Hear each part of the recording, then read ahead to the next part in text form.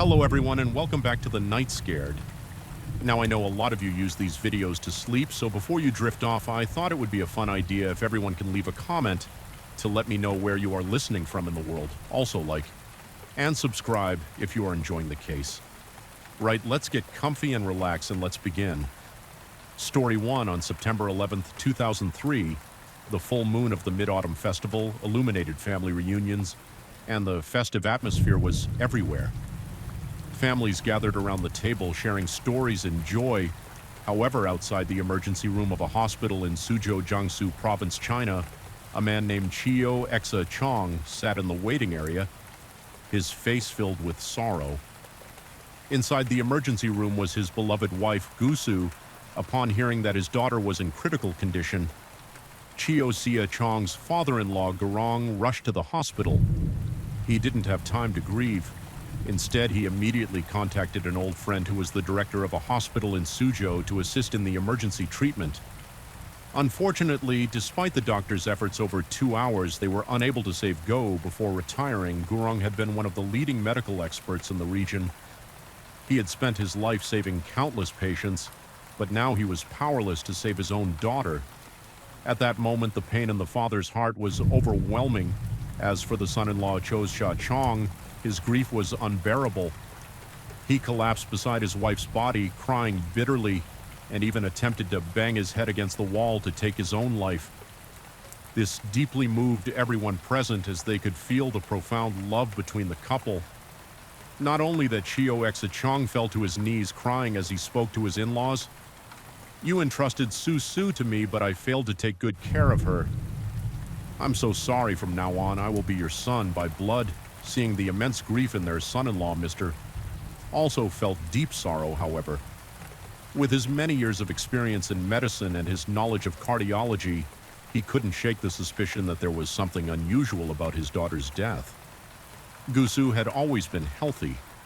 Growing up, it was only in the past 2 years that she began experiencing dizziness, chest pain, and gradually developing symptoms of cardiovascular disease. Despite frequent medical checkups, the cause of her condition remained undiagnosed when Mr. Gu arrived at the hospital. He observed that his DA's pupils were dilated, her entire body was blue from head to toe, her abdomen was swollen, and there was fluid at the corners of her mouth. He also learned that her cause of death was listed as respiratory failure, with her heart stopping afterward. All these signs suggested that Gusu didn't die from heart disease, as the hospital had concluded, but rather exhibited symptoms more consistent with poisoning. Because of this, Mr. Gu quietly preserved the fluids from his daughter's body to investigate further around 3 a.m. On September 12th, filled with suspicion, Mr. Gu privately called Chu Jia Chong, who was sitting beside his wife's body. Outside for a talk, he said to his son-in-law, "We are both doctors from the time you had dinner until Su was brought to the hospital. It was just the two of you at home. You need to tell me exactly how Su died." Faced with his father-in-law's questioning, Chu Jia Chong became highly agitated.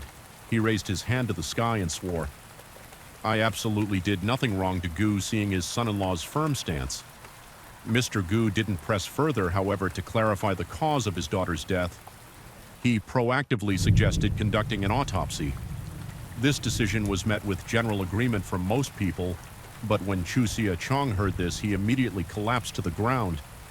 His eyes filled with an inexplicable fear on the afternoon of September 13th of 2003, as forensic doctors were preparing to perform the autopsy. Chu Xiao Chong suddenly burst in. He knelt before the doctors, desperately trying to stop them from performing the autopsy on his wife. At that moment, it took about 7 or 8 men, but they still couldn't pull him away. He even pointed directly at his father-in-law and said, "She's already dead. How can you bear to cut open your own daughter?" Some relatives present tried to reason with him, saying that the autopsy might actually be in his best interest, as it could be necessary to clarify things later. But unexpectedly, these words only made Chu Xiao Chong even more furious. In this situation, the autopsy was delayed until 6 p.m. Before it could finally proceed, the results came out quickly on September 14th, 2003, when the Goof family received the autopsy report for their daughter. Ketamine is a short-acting anesthetic that is colorless, odorless, and easily dissolves in water. In medical practice, it is typically used for minor surgeries or diagnostic procedures. However, if ingested, this anesthetic can place significant stress on the heart, particularly when it reaches a certain dosage. It can suppress respiration, leading to heart failure and ultimately death. This anesthetic is a controlled substance that cannot be purchased at regular ease. Only medical professionals have access to it upon discovering the cause of his daughter's death. Mr. Gu immediately reported it to the police, understanding the gravity of the situation. The police quickly realized that this case was far from simple and promptly launched an investigation. Through their investigation, the police learned that Gusu had a cheerful personality, maintained good relationships with her colleagues, and her daily mood was stable.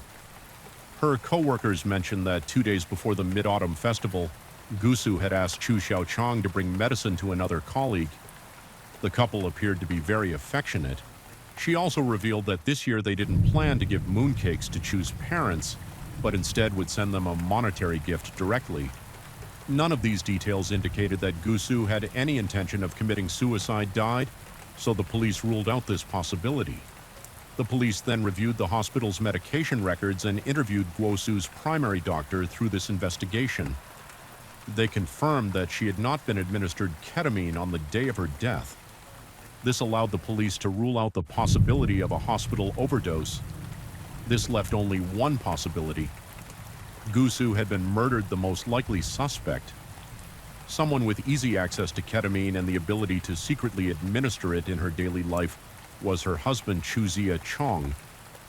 Given his suspicious behavior during the autopsy, the police decided to conduct a thorough investigation of Chu Xiaochang not long after they found his signature on the hospital records for obtaining the anesthetic, as well as the discarded medicine packaging he had thrown away after poisoning his wife. After compiling the evidence on the evening of September 23, 2003, Huzhou District Police took Chu Xiaoyang into criminal custody. When the police arrived, Chu Xiaochang was under the impression that his wife's body had already been cremated, so he wasn't concerned and was at his lover's house.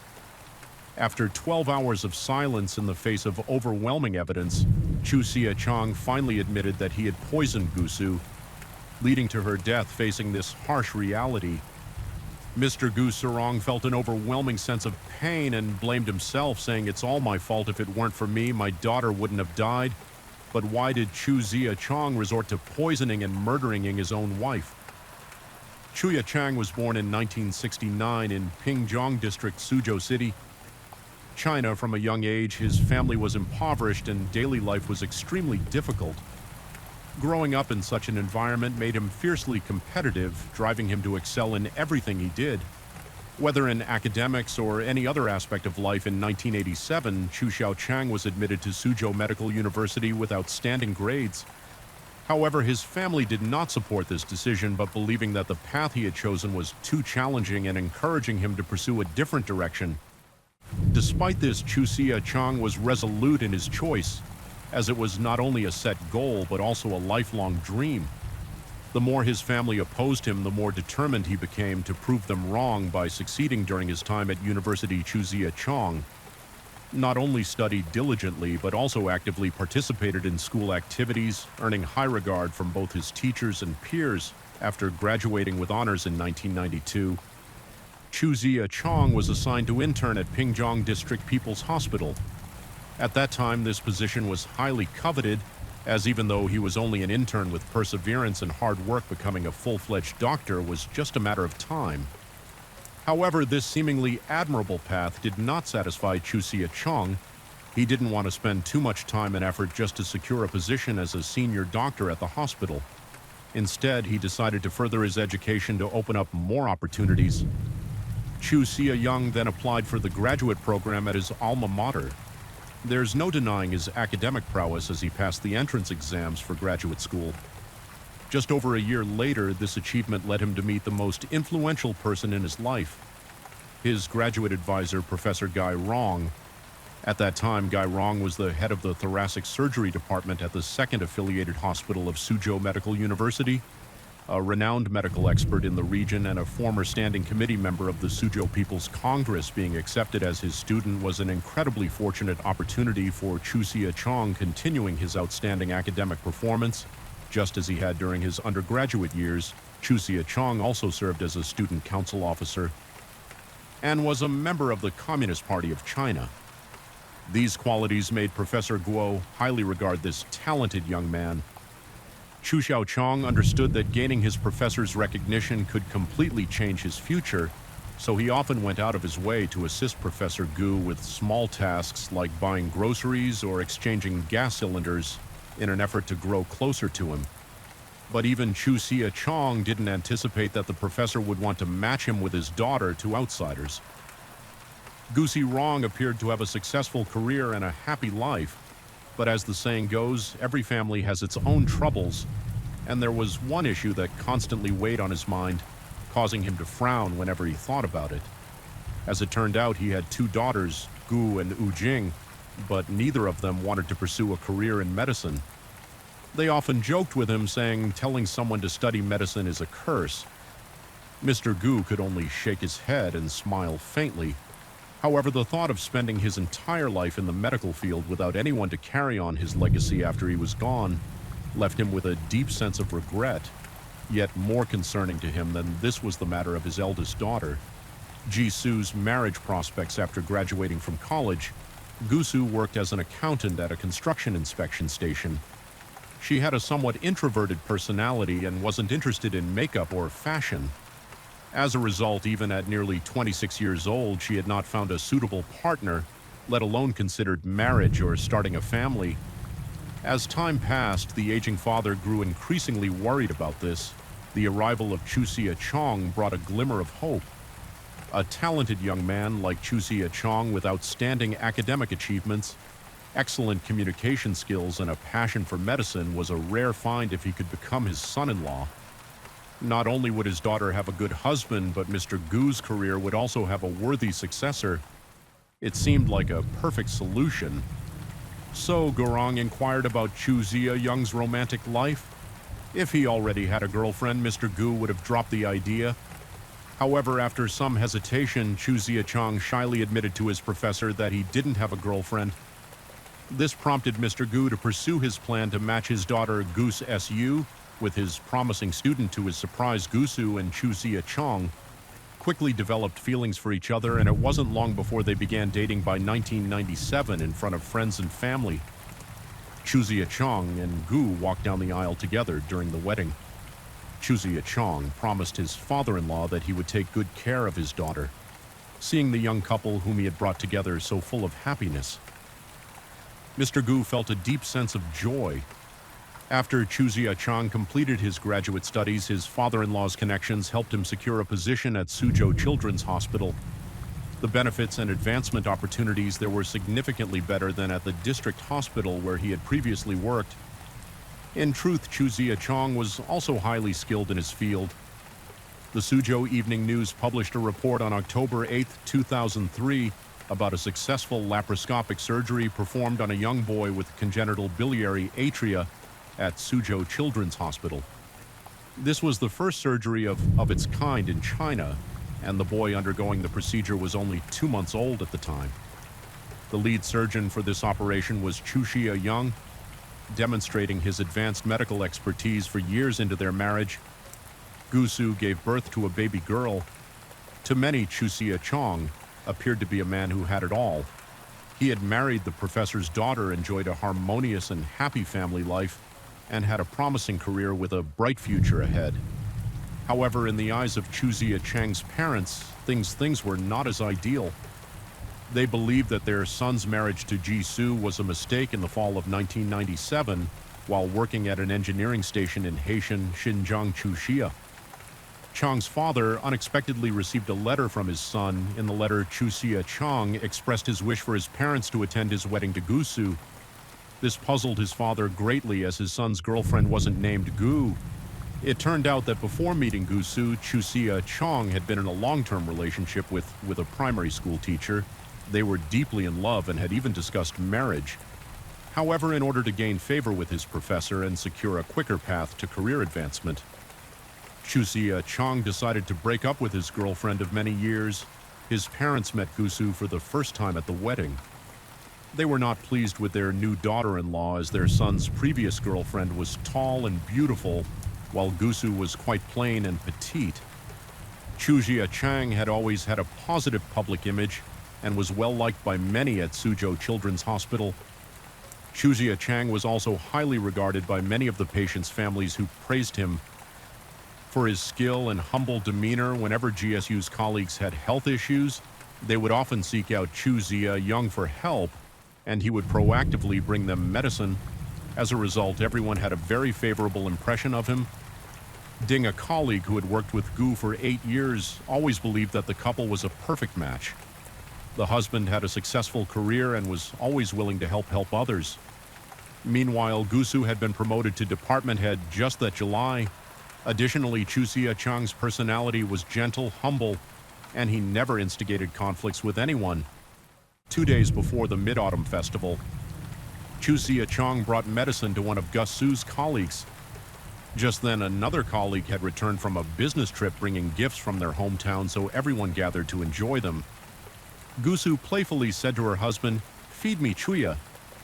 Chang smiled and replied, "I fed you before you're still like a child." This interaction made everyone around them feel that they were a sweet couple. Colleagues remarked that if the company were to hold a contest for the ideal couple, they would all vote for Chusia Chang and his wife.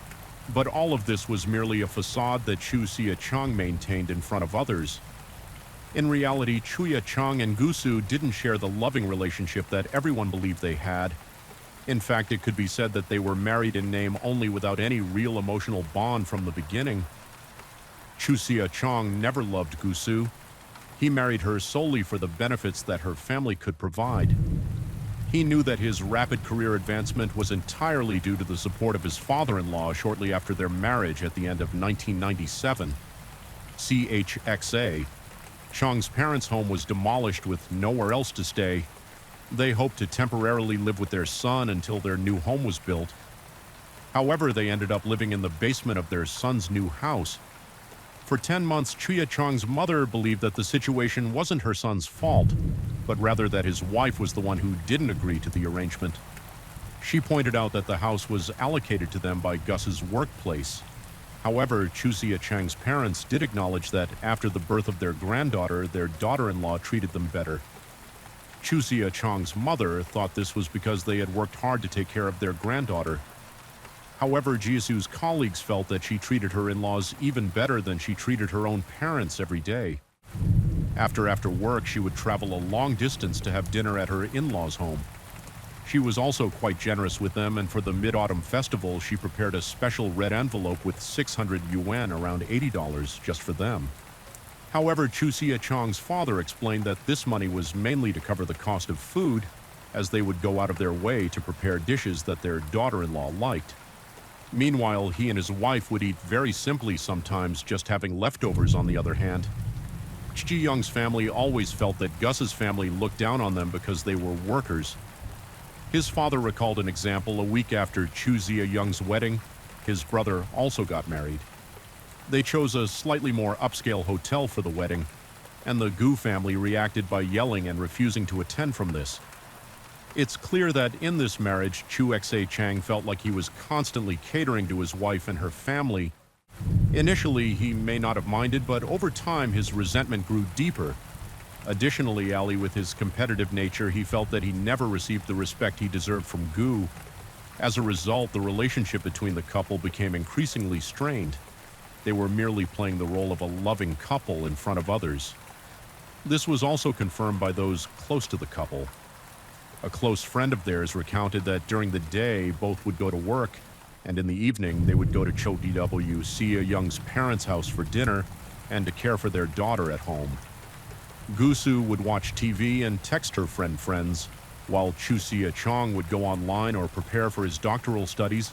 They felt they had nothing to talk about, so their married life just drifted along in a dull, unremarkable way. Another close friend of Gu believed that both of them were too superficial, even if there was conflict between them. They wouldn't talk about it, and they even waited for the other to bring up the topic of divorce. First, Gusu had once confided in this friend that if Chu Zia-young ever suggested a divorce, she would definitely agree.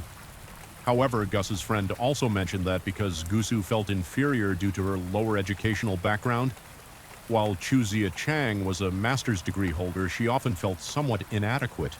As a result, Gusu was very indulgent toward her husband. She was also very considerate of him. For instance, when Chu Zia-chang started losing his hair, Gusu researched various folk remedies and specialized treatments, even asking someone to bring back products from Shanghai. Unfortunately, Chu Xe-chong was not moved by these gestures from Gusu. While he outwardly appeared to be a loving husband, in reality, he had long since betrayed his wife. Moreover, he was a true philanderer, not just involved with one or two women, but entangled in numerous extramarital affairs.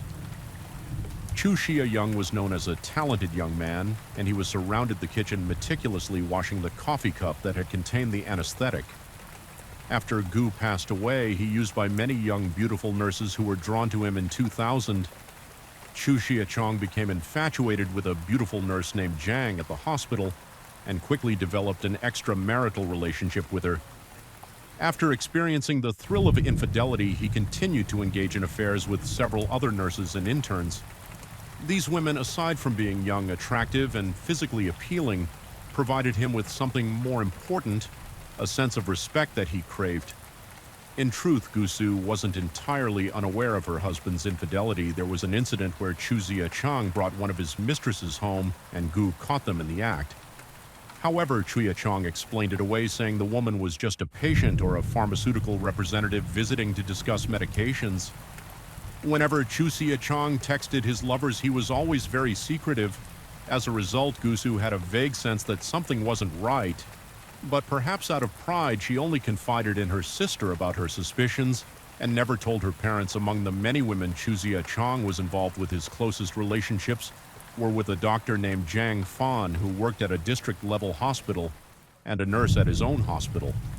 Of these, the woman he cared for most was Zhang Fan, but she continuously pressured him to divorce Gusu deep down. However, Chu Zia-chang knew that divorcing Guosu was out of the question. It wasn't because he still had feelings for her, but because the Gu family would never let him off easily, and he feared the social backlash. Simply put, he didn't want a divorce because he was afraid of losing the reputation and benefits he had worked so hard to achieve. Thus, on one hand, Chu Zia-chang enjoyed the career benefits that his wife and her family provided, while on the other, he secretly began plotting a cruel scheme in his mind if Gu were to die suddenly. After a year or two, his understanding father-in-law would surely not prevent him from remarrying. Chu Xiaochang started bringing anesthetic home every day after work, secretly mixing it into his wife's coffee or tea. According to his plan, by continuing to poison her in small doses, Gusu would eventually die from what appeared to be heart disease, and no one would suspect foul play. This malicious behavior continued for 2 years. However, his mistress Zhang Fan began to apply increasing pressure, telling him that if he didn't divorce, they would have to end their relationship. By this time, it was well known that Gusu had started developing heart problems over the past 2 years. On August 27th and September 5th, 2003, Chu Zia-chang administered 3 doses of the anesthetic into his wife's coffee on each occasion to create an alibi, after preparing the coffee and instructing his wife to drink it. While it was still hot, he hurried off to his shift at the hospital after drinking the drug. Like coffee, Gusu quickly became ill in unbearable pain. She called her husband 3 times, but he didn't return. Desperate, she was forced to call her father when Gurung frantically rushed to his daughter's house. He found that Chu Zia-chang had arrived before him. Chu appeared to be very concerned, sitting beside his wife, but doing nothing to help seeing this. Mr. Gu angrily exclaimed, "You're a doctor too. Why aren't you doing anything? Just saying a few words won't ease her pain." He then quickly took his daughter to the hospital, but despite the tests, the cause of her symptoms couldn't be determined. Fortunately, Gusu managed to pull through after these 2 tests. Chu Zia-chang believed the time was ripe by now. If Gusu died from heart failure, no one would likely suspect foul play. Finally, on September 11th, while Gusu was taking a bath, he added 5 doses of ketamine to her coffee, then brought it to her saying sweetly, My love, after you drink your coffee and enjoy some mooncakes, let's go for a walk and admire the moon. About 10 minutes after drinking the drugged coffee, Gusu began to feel dizzy and her heartbeat gradually slowed. Chu Sia-chang helped her to the bedroom and laid her down, then stood outside the room watching as she struggled with death. In her agony, Gusu called out to her husband several times, but he coldly ignored her. According to Chu Sia-chang's later confession, while waiting for his wife to die, he spent over 2 minutes in the kitchen meticulously washing the coffee cup that had contained the anesthetic after Gu passed away. He used the same cup to make coffee for himself. This shows just how cold and calculating his mindset was around 9:50 p.m. More than 2 hours after Gu first showed symptoms and realizing that she was nearing death, Chu Xa-chang finally picked up the phone to call his in-laws and sister-in-law. He told them that Sue had relapsed into her old condition, and at this time it was very serious. Gu Jing, knowing that her sister had often experienced dizziness over the past 2 years but had never faced anything this severe, wasn't overly worried at that moment. After making the calls, Chu Sia-chang began calling for help from the neighbors and rushed his wife to a nearby hospital for emergency treatment. At the time, Gus's parents were 50 kilometers away, enjoying the moonlight in Xishan. Upon receiving the call from their son-in-law, they hurried to the hospital. Unfortunately, they didn't arrive in time to see their daughter one last time. Although Mr. Gusirong ultimately couldn't save his daughter, his experience and knowledge ensured that the person responsible for her death paid the price. On January 2, 2004, the Suzhou Intermediate People's Court held a trial for Chu Sia-chang. He was found guilty of premeditated murder and sentenced to death. However, Chu Sia-chang was dissatisfied with the verdict and appeal. On June 22nd of the same year, the Jiangsu Provincial High People's Court issued its final ruling upholding the original sentence. Since the case came to light, those who knew Chu Sia-chang were shocked. When they learned the truth, they believed he must have been mentally unstable beyond the surprise and confusion. There was also a deep sense of fear. How could someone who appeared so perfect like Chu Sia-chang hide such a terrifying side? Dear viewers, modern life can sometimes blind people to the temptations of material wealth and status. However, allowing greed to override conscience, as Chu Sia-chang did, is the shortest path to moral collapse, leading to punishment by the law. When a person is willing to sacrifice everything, including love and the lives of their loved ones, just to achieve their selfish goals, they not only lose their humanity, but also plunge themselves into an inescapable abyss. Story 2, the case took place in Shibuya Ward, Tokyo, Japan. A densely populated area within the ward is a park named Yoyogi, surrounded by many residential neighborhoods. Among them is a high-end apartment building home to a married couple. The husband, Yukar Mita-shea, was an asset analyst at the Japanese branch of Morgan Stanley. His wife, Corey Mita-shea, was a homemaker. The Mita-shea couple was well-mannered and always dressed impeccably when they went out, making them the envy of others. However, in 2006, a tragic incident befell this family. On December 15, 2006. A Friday morning, a visibly distressed woman arrived at the Shibuya Ward police station to report an incident. She stated that her husband had been missing for 3 days and she needed police assistance in finding him. Seeing how upset she was, the police reassured her and asked her to calmly recount the events. The woman identified herself as Ki Mita-shea, 32 years old, and said her husband was Yukar Mahashi, 30 years old. 3 days earlier, in the early hours of October 12th, her husband had returned home drunk. She complained about his condition, leading to an argument between them. Her husband angrily left the house, and as she was also very upset, she didn't stop him. In the past, their arguments usually ended with him apologizing and making amends, but this time he had been gone for 3 days without any contact. Fearing for his safety, she decided to report the situation to the police and seek their help. According to the investigation, the missing person, Yukar MIT Sahashi, was born in North Kyushu and studied law at Chuei University. After graduating, he worked at a law firm in Tokyo. During a party, Yukar met Corey, a woman 2 years his senior who worked for one Hong company. Their relationship quickly blossomed and they began living together a year later. They got married initially. Euchre's salary was modest, and the family's finances were mainly supported by his wife. However, 2 years into their marriage, at the age of 29, Euchre was suddenly hired by the Japanese branch of Morgan Stanley as an asset analyst with an annual salary of 13 million yen, approximately $90,000 at the current exchange rate. With this increase in income, the couple moved to a luxury apartment in the Fushi area of Shibuya Ward. Their apartment was on the 10th floor and was not far from Yoyogi Park. Following this, his wife left her job to become a homemaker. Their life seemed to be going well, and no one could have predicted that after a single argument, Euchre would never return home. The police contacted Yuck's company to see if they knew of his whereabouts. The company confirmed that Euchre had not been at work for several days, and they were also concerned about his absence.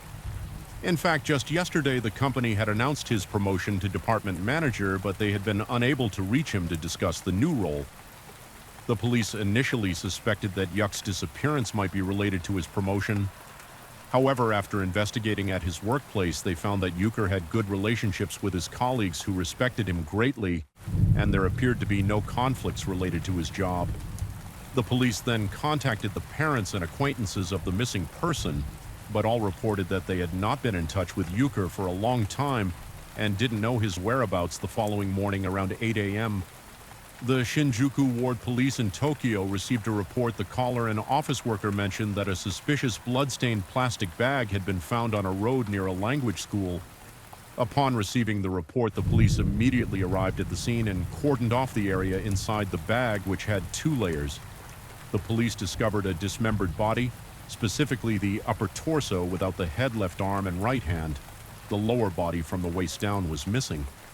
The body was unclothed, and the victim appeared to be a male around 30 years old. The cuts on the body were uneven, leading the police to suspect that the victim had been dismembered with a saw or a similar tool. The surface of the body had traces of soil, suggesting that the victim might have been buried underground before being disposed of at the scene at the site. The police found no items that could help identify the victim, nor were the other body parts recovered. The victim's identity remains unknown.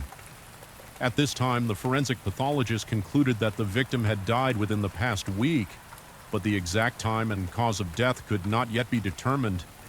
The low where the body was found is quite close to Kabukicho, a well-known red light district which is often associated with the underworld. Additionally, Shinjuku Ward has seen several homicides in the past, with dismemberment being a common method used by criminal gangs to intimidate rivals and complicate the identification of the victims.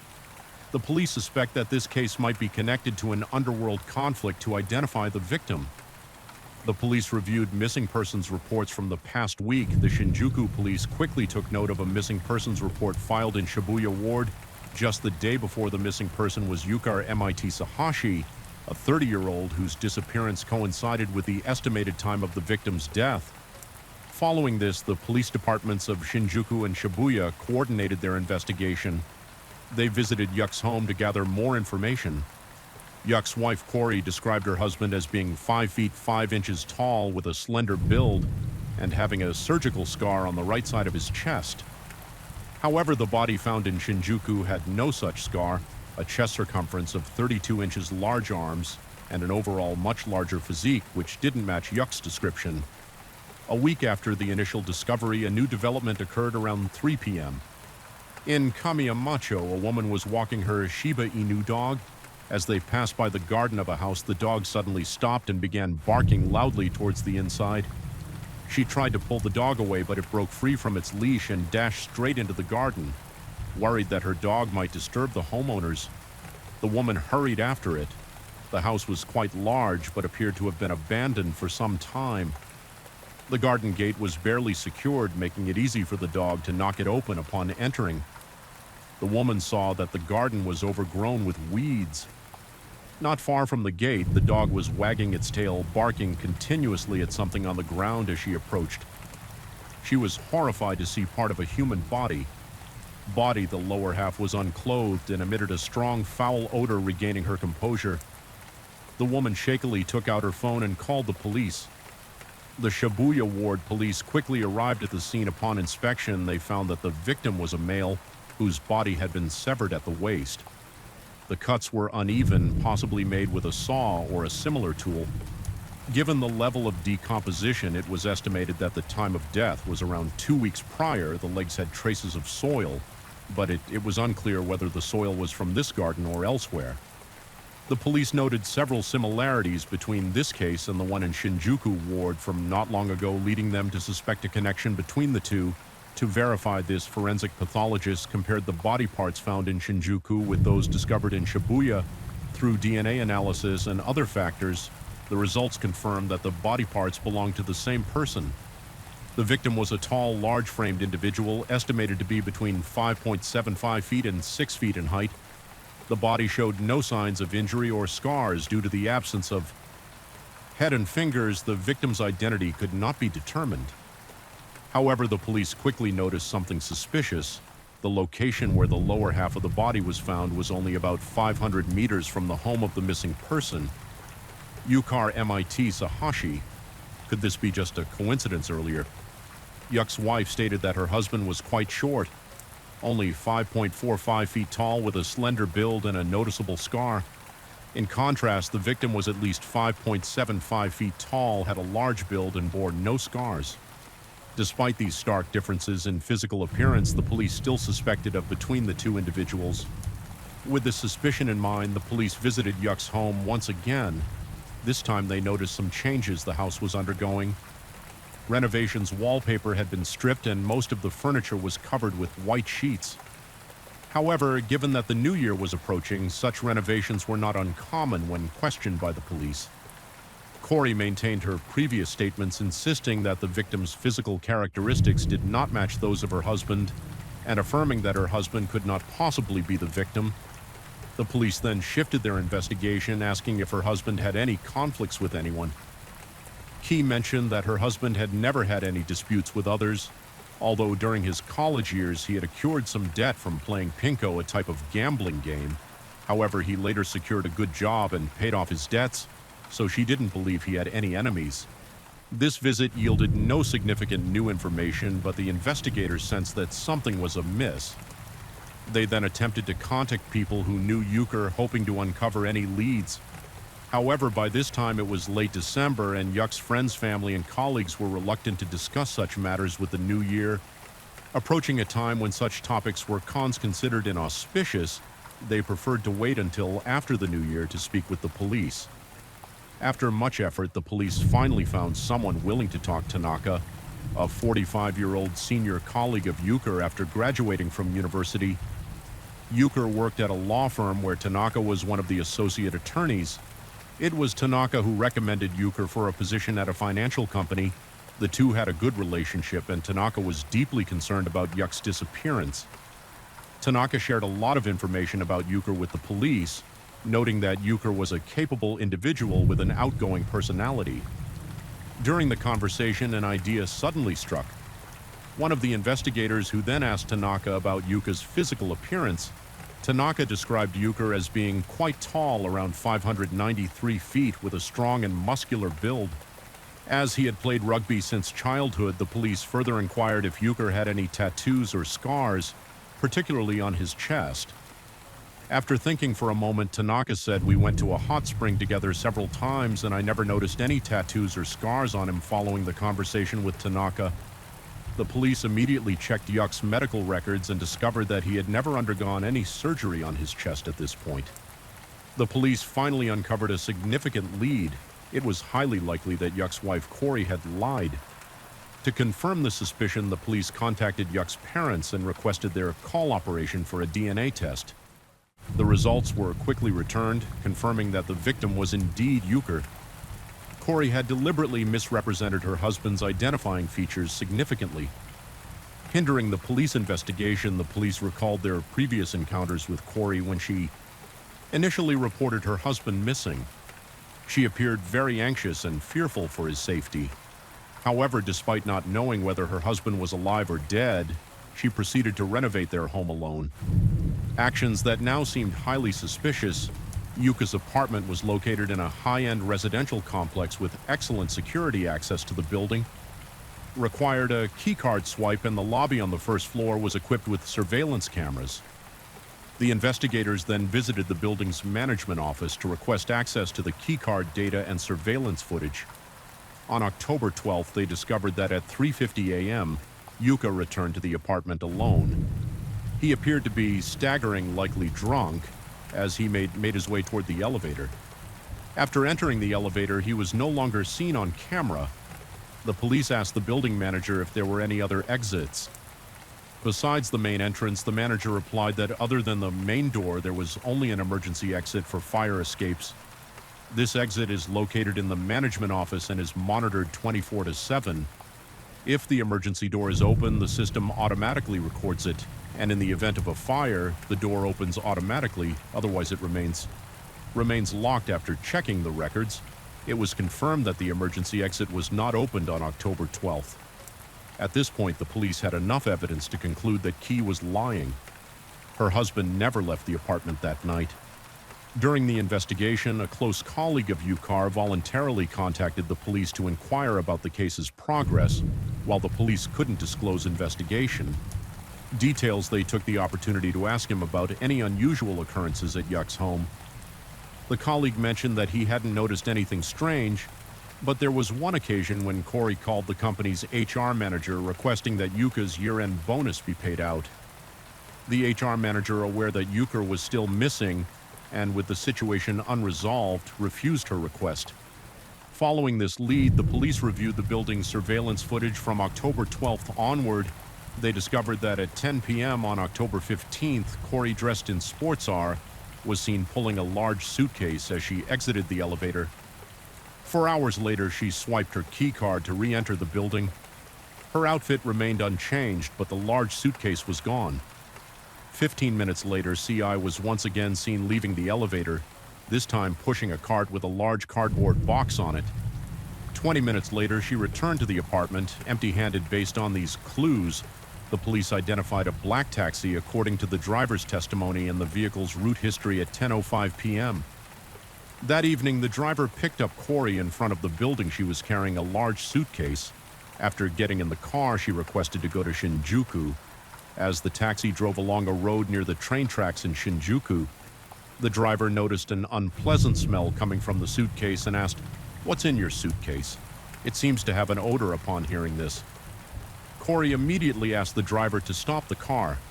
At first, the taxi driver thought she wanted to catch a late-night bus in Shinjuku, so her request to stop the car midway seemed puzzling to him, but he still complied and stopped the car after reviewing the surveillance footage.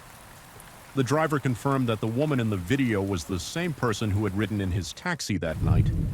Therefore, the police had reason to suspect that the suitcase contained parts of Yuk's body, which were discovered the following day. 1 month after the incident, the police returned to Corey's home, arrested her on charges of murder, and conducted a thorough search of the house. Compared to their previous visit, Yuk's home had undergone even more changes. The walls had been repaired, the flooring had been completely replaced, and all the furniture had disappeared. Leaving only a few articles of clothing behind, the house was now empty, and the police found it hard to imagine how Corey had been living there all this time. On the balcony, the police discovered a nightstand with its doors removed filled with dark soil. They collected a sample of the soil and sealed it for analysis. The results revealed that the soil was typical potting soil but contained traces of blood. DNA testing confirmed that the blood in the soil belonged to the victim, Yuka. Based on this evidence, the police concluded that the apartment was indeed the initial crime scene. Confronted with overwhelming evidence, Key finally confessed to the crime and revealed the full details of what had happened at around 4 a.m. On October 12th, Yuka returned home drunk. Key wanted to discuss divorce with him, but the conversation quickly escalated into a heated argument. Afterward, Yuka retreated to the bedroom by 6 a.m. As daylight began to break, Kai still couldn't sleep and her anger continued to grow. She grabbed a wine bottle from the bedroom and struck her sleeping husband on the head. She hit him repeatedly until she finally stopped in. A day she heard Yukar weakly whisper, "Why?" before he fell silent. Once she regained her composure, CI realized she had committed a terrible crime and felt completely trapped, unsure of what to do next. As expected, at 9 a.m. that morning, Yuk's company repeatedly called because he hadn't shown up for work without notifying anyone. but Corey was too afraid to answer the phone the next day. One of Yuck's colleagues called Corey to ask if she knew where her husband was. Corey claimed she didn't know, perhaps sensing something unusual in her voice. The colleague said, "I'd like to come by and check on you." KY immediately felt panicked. She feared raising suspicion but didn't dare to refuse, so she reluctantly agreed to have Yuck's colleague visit their home over the weekend after hanging up the phone. Corey began to think of how to handle the situation since the incident. Yuka's body had been hidden under the bed in the bedroom. Although it was winter and the temperatures were low, she knew that after a few more days the body would inevitably start to smell. Knowing that Yuka's colleague would be visiting over the weekend, she decided she needed to quickly move the body out of the apartment. However, Key was petite and couldn't move Sue's large body by herself after trying various methods. Unsuccessfully, she decided to dismember the body 3 days after the crime. Key went out and purchased a handsaw, a large suitcase, a simple cart, and a waterproof tarp. Additionally, to avoid suspicion, she bought some soil. KY purchased the soil from 2 different stores, first buying 8 small bags each containing 15 lit, and then buying 2 larger bags each containing 880 liters. Once she had all the supplies, Kai set to work. She flipped the nightstand in the bedroom onto the floor, removed the cabinet doors, and lined the inside with the waterproof tarp. She then filled the bottom and sides with soil, turning it into a makeshift soil-covered operating table. Afterward, she placed her husband's body inside the cabinet and began the dismemberment process. As she saw blood from the body seeped into the soil, reducing the need for cleanup. Once she finished, she buried the body parts in the soil to slow the decomposition process. That day, Kai checked her husband's phone and computer and discovered an email from his company informing Euchre that he was being promoted to department manager with an annual salary increase of 2 million yen. Additionally, his year-end bonus was scheduled to be paid out on the 9th of the following month. Upon seeing this news, Key hatched a plan to report her husband missing and then go to the company to claim this money at 9 a.m. On October 15th, Corey went to the local police station to report that her husband was missing, pretending to be worried about his disappearance. Later that evening, she dug up her husband's upper body from the soil, placed it in 2 layers of white plastic bags, and then packed it into a suitcase, intending to dispose of it near the train tracks in Shinjuku by 10 p.m. Corey went downstairs and hailed a taxi. While en route, the driver noticed a strange smell and asked about it, which scared Corey, leading her to abruptly request that the car stop. She then walked along the road, dragging the suitcase behind her. However, she soon became concerned that the noise of the suitcase wheels might draw attention, so she stopped. After a short distance, next to the road was a green belt area with a barbed wire fence on the outer edge. Lacking the strength to throw the suitcase over the fence, she abandoned it in the bushes. She then discarded the empty suitcase at a nearby intersection. The next morning, a homeless man found the suitcase. CI returned to the apartment at 2 a.m., but she was too tense to sleep, still on edge. She took the remaining body parts from the soil and placed them in a large cardboard box, which she loaded onto a cart. The experience from the previous night made her too afraid to call a taxi again as she moved through the silent night. The noise from the cart was much louder than she had anticipated when she reached Kamiyamacho. Corey didn't dare to go any further. Looking around, she noticed an abandoned house by the roadside. The garden gate was unlocked, so she easily pushed the car inside, dumped the body parts, and then discarded the cart and the empty cardboard box at a nearby garbage dump. The next morning, the white plastic bag left in the bushes near the railroad tracks was discovered by someone the following afternoon. The police came to C's house to ask about her husband's identifying features. After the police left, Corey dug up her husband's head, placed it in a travel bag, and took a train to Chiba City, 25 kilometers away. By the time she arrived, it was already dark. Corey cautiously avoided people as she made her way to a secluded grassy area in Harumi Park. She dug a 35 km deep hole and buried her husband's head there. Upon returning home, Corey put the left arm, right hand, and some household trash into a garbage bag and disposed of it in a nearby alley. Where few people passed by after handling everything, she still wasn't completely at ease, so she decided to clean the apartment once again to remove any remaining traces on December the 22nd. Sai hired someone to replace the wallpaper and flooring to address her financial situation. She also took a part-time job at a cafe. During this time, many people tried to contact Euchre. His phone was filled with missed calls and unread messages on Christmas Eve after finishing her shift at the cafe. Corey used her husband's phone to send messages to his parents and a few acquaintances saying, "I want to take a break for a while, so please don't worry," in the days that followed. Apart from her shifts at the cafe, CI spent all her time renovating the house on January 4th. She packed up the blankets, sheets, pillows, and mattress from the bedroom and sent them to her hometown with a note that read, "Please burn all of this for me." Seeing the empty room, Corey felt much lighter, though a sense of unease still lingered on the morning of January 10th. Corey called her husband's company again to inquire about the year-end bonus that had yet to be paid. That very afternoon, she was officially arrested by the police. Following C's confession, the police found the head buried in the park and the hands hidden in a trash bag. The items she had sent to her hometown, such as the bedsheets and blankets, were still sitting outside her old home. Unclaimed, it turned out that her parents had moved away. The autopsy results revealed 8 blunt force trauma wounds on the skull. The cause of death was determined to be a traumatic brain injury. When asked about her motive, Corey unexpectedly broke down, crying uncontrollably as she recounted the frustrations and grievances she had endured in the past. Corey Mita Shea, whose real name was Ki Kuchi, was born on July 7, 1974 in Kosa City, Sama Prefecture. She was the eldest of 3 siblings, and her father ran a printing company, making the family quite affluent. However, her father was very strict with his children, especially with Corey, to prevent her from dating too early. He forced her to attend an all-girls school. From middle school through high school, he frequently lectured her, molding her into a gentle, elegant daughter with the hope that she would one day become a flight attendant and ideally marry a foreigner. As Corey approached high school graduation and prepared to take university entrance exams, her father still wanted her to apply to a women's university. This time, Corey fiercely resisted. Her life had been controlled by her father. From a young age, she was not allowed to disobey, or she would be punished. Even when she fell and bled, she wasn't allowed to cry.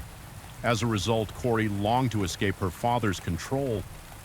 However, her rebellion was unsuccessful. She ended up following her father's wishes, passing the entrance exam for the English department at Shiryuri Women's University, a prestigious school for the wealthy in Japan.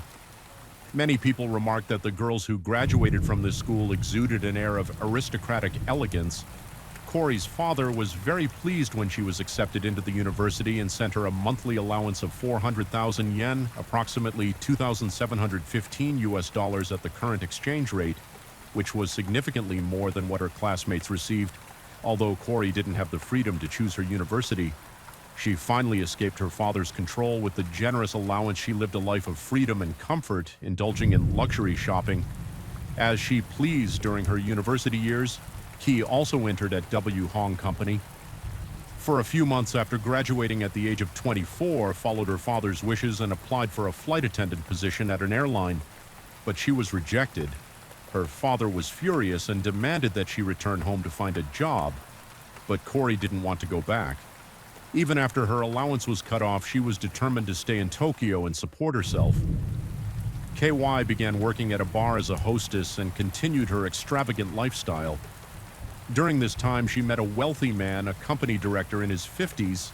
This man was kind, attentive, and generous to Kai, giving her 2 million yen per month, equivalent to about $133,500. 4 years later, the man grew tired of Corey and ended the relationship. He even introduced her to the son of one of his wealthy friends. However, after dating for some time, Corey and the son eventually broke up. Losing this stable support caused Corey's life to spiral downward. Nevertheless, she refused to live a normal life. Kai continued attending lavish parties, claiming to be a full-time employee at W. Hong Company to seek new opportunities at a party. Corey, then 28 years old, met Yukar Mahashi, a man 2 years younger than her. The two began dating and soon moved in together. Yukar knew nothing about Kay's past. He was captivated by her elegance and would proudly tell his friends, "She's the woman of my dreams." A year later, Key went for a medical checkup and discovered she was 2 months pregnant. However, both of them were struggling financially, and Corey still had unpaid debts. She believed that in their current situation, they couldn't afford to raise a child, so she told Euchre that she didn't want to have the baby. Euchre, however, strongly opposed this. He spent all the money he had on an engagement ring, promising to find a better job and begging her to keep the baby. So they got married. Since they had no money, they didn't have a wedding ceremony, only inviting a few friends and family members for a simple meal. None of Corey's family attended shortly after their marriage. Euchre gave up on taking the bar exam and started working at various financial companies. One day, he excitedly told Corey that he had passed an interview at a company. However, Corey calmly informed him that she had already had an abortion. From that point on, their marriage began to deteriorate. 2 years later, Euchre started working at the Japanese branch of Morgan Stanley with an annual salary of 13 million yen. After saving up some money, they moved into a luxury apartment near Yoyogi Park. Although their living conditions improved, their relationship remained as cold as ever. One day, Euchre accidentally discovered that Corey was having an affair in a fit of rage. He confined her in their home for 2 days, not allowing her to leave, and cut off all her credit cards. Corey had a difficult time escaping. She ran to her parents' house for help. However, her father coldly told her that she had brought this situation upon herself, feeling helpless. Corey had no choice but to stay with her lover. However, just a few days later, Euchre tracked her down and brutally beat her again. Breaking her nose, Corey's lover reported the incident to the police. The authorities then took Corey, who was injured, to a women's shelter for protection. Many people advised Corey to get a divorce, and in truth, she had already been quietly planning it. Kay's lover, who was a lawyer, gave her some legal advice. As a result, Kay intended to ask her husband to sign an agreement stating that if their marriage ended due to Euchre's fault, he would have to compensate her with no less than 36 million yen, which is equivalent to $245,000.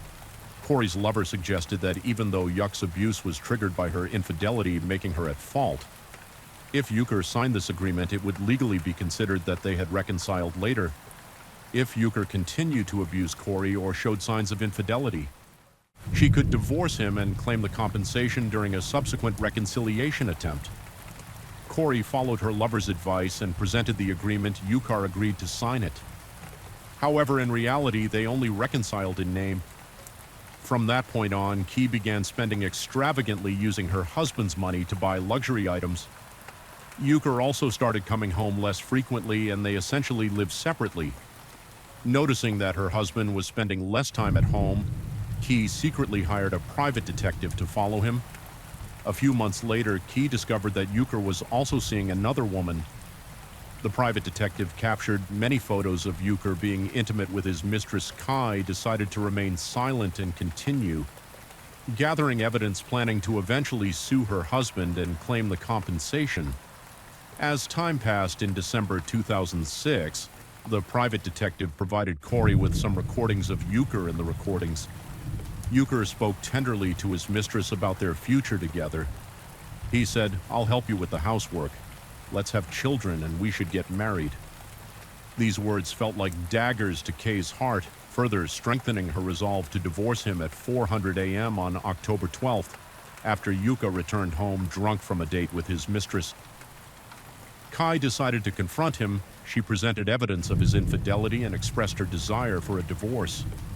Euchre became enraged, tore up the photos, and told her that he had evidence of her affair as well, and that even if they divorced, she wouldn't get a single yen from him. After saying this, he went into the bedroom. These words pushed Corey over the edge, leading her to lose control and ultimately murder her husband. 1 year after Kay's crime, another serious murder case occurred in Chiba Prefecture. The perpetrator, Ishibashi Nobuhiro, buried the victim's body in a bathtub, covered it with soil, and planted a tree to conceal it, then moved the bathtub to the balcony. Some people believe that Ishibashi copied Corey's method, as this approach was very rare, and the two cases occurred relatively close in time. A year after the crime case, trial took place at the Tokyo District Court. Kimita Shea was charged with murder and the unlawful disposal of a body at the trial. Corey admitted to all the charges. Her defense attorney argued that she had endured long-term domestic violence, suffered from post-traumatic stress disorder, PTSD, which led to hallucinations and impaired her ability to recognize and control her actions. The prosecution recommended a 20-to-5 prison sentence. Yuck's father, who appeared as a witness, requested that the court sentence Corey to life imprisonment.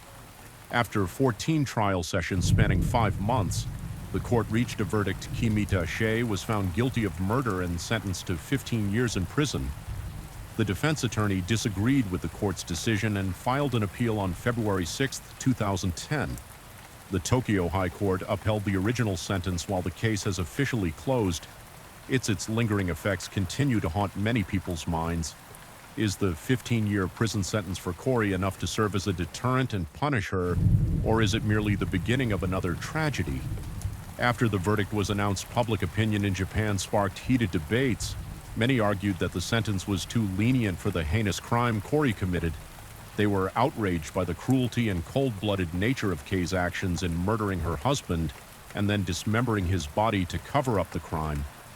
However, some believed the sentence was justified, considering that Corey had endured a suffocating marriage, suffering from long-term physical and emotional abuse. The psychological damage caused by domestic violence had driven Corey to lose her sanity, leading to her rash actions. Nevertheless, everyone agrees that this tragedy serves as a wake-up call for those trapped in unhappy and desperate marriages. Silence and endurance only pile on the tragedy instead of becoming a victim. One must find the courage to speak up and seek help to escape the vicious cycles of life. Story 3, the case takes place in northeastern Argentina in a city called Resistencia, the capital of Chaco province. In June 2023, a case in this area garnered significant public attention. A 28-year-old woman suddenly disappeared. The incident is closely linked to a powerful political family, sparking massive protests across the province. The central figure of this story is 28-year-old Cecilia Marlene. Her parents divorced when she was in elementary school, and she has a younger sister. The two sisters live together with their mother. Gloria, Cecilia's father, was a gambling addict, and as a result, Cecilia endured a lot of suffering from a young age. Whenever her father came home drunk, he would beat his wife and daughter, treating them as mere outlets for his anger. As for Gloria, she was deeply concerned for and loved her two daughters, especially Cecilia, whom she had struggled to bring into the world. Facing the relentless beatings from her inhumane husband, Gloria would shield her daughters, leaving her body covered in injuries. This was the main reason Cecilia's parents divorced Gloria, even agreed to let her ex-husband avoid paying monthly child support just to keep both of her daughters with her. In Cecilia's eyes, her mother was an incredible woman. As a result, Cecilia was obedient and intelligent. After graduating high school with excellent grades, she was accepted into the PRIU's Universidad Nacional del Nordeste, one of Argentina's top 6 universities. Upon graduation, Cecilia became a manager at a large company, earning a fairly substantial income by Argentine standards. However, up to this point, she had not dated anyone until 2020, with the outbreak of the COVID-19 pandemic. Many company employees had to self-isolate at home, including Cecilia. During this time, she found herself with a lot of free time, so she decided to try out a dating app. To her surprise, she discovered many well-off men on the platform, so she decided to upload her picture. Her outstanding appearance quickly caught the attention of many admirers. These men continuously sent messages, hoping to arrange a date with her. However, Cecilia had high standards and knew exactly what she wanted in a relationship she wasn't interested in. The men who eagerly approached her, but among them, one man who seemed very successful, caught her attention. Unlike the others, he was polite and spoke with great respect. Cecilia felt that he was like a true gentleman. He shared interesting things with her every day. And after getting to know him, Cecilia learned that his name was Cesar Senna. He was very passionate about fitness and even had his own gym. As time went on, they found they had a lot in common, including a shared love for small animals. After only communicating through their phones, they finally met in person for the first time in December 2021. After their conversation, they were both very pleased with each other and quickly became romantically involved. At this point, Cecilia believed she had found the love of her life. She even introduced Caesar to her mother during their first visit to meet her future mother-in-law. Gloria was delighted to see her daughter had found such a suitable partner at the dinner table. Gloria asked Caesar about his family background. Fortunately, his background was quite impressive as well. Caesar's father, Emerenciano Senna, was a well-known local politician. Caesar's mother, Marcella Acuna, is a very thoughtful woman. Moreover, she is actively involved in various political activities such as advocating for women's rights. On top of that, Marcella is also strict with her son. As you can see, Caesar comes from a very good family background. However, at this point, Gloria's feelings shifted to concern for her daughter. She realized that the social gap between her daughter and Caesar was too great. They came from completely different social classes. After the meal, Gloria called her aside to ask about the situation and offer her advice. She was worried that Caesar's parents might oppose the relationship. However, Cecilia confidently reassured her mother, saying, "As long as we love each other, I believe Caesar and I are meant to be." Despite hearing this, Gloria's concerns didn't subside, but she chose to respect her daughter's decision. But as you might know, Argentina still has significant social class divisions. Therefore, Gloria's worries were not unfounded, returning to the couple relationship in August 2022 during a picnic. Caesar pulled a diamond ring from his pocket, knelt down and proposed to Cecilia. It was an incredibly emotional moment, and Cecilia had no choice but to accept the proposal. Overjoyed, Cecilia shared a picture of the engagement ring on her social media with the caption, "King of my heart." Just a month later, they were married and began their new life together. However, instead of buying a new home, the young couple chose to live temporarily at Cecilia Aunt's house. This aunt, who had no children and was very close to Cecilia, treated her like her own daughter. Having Caesar and Cecilia living with her brought her great happiness. Everything seemed unusually peaceful until the end of May 2023, when Cecilia's mother-in-law arranged jobs for her and her husband. However, these jobs were located in the far south of Argentina in the city of Ushuaia, approximately 3,700 kilometers from Ristenia, where they currently lived. Cecilia didn't quite understand the situation. She didn't want to be far from her family, and she had no friends in Ushuaia. She told her husband, "I don't want to leave my hometown," but Caesar believed that the jobs his mother had arranged for them were very good, with high salaries several times that of an average worker, making them a dream opportunity for many people.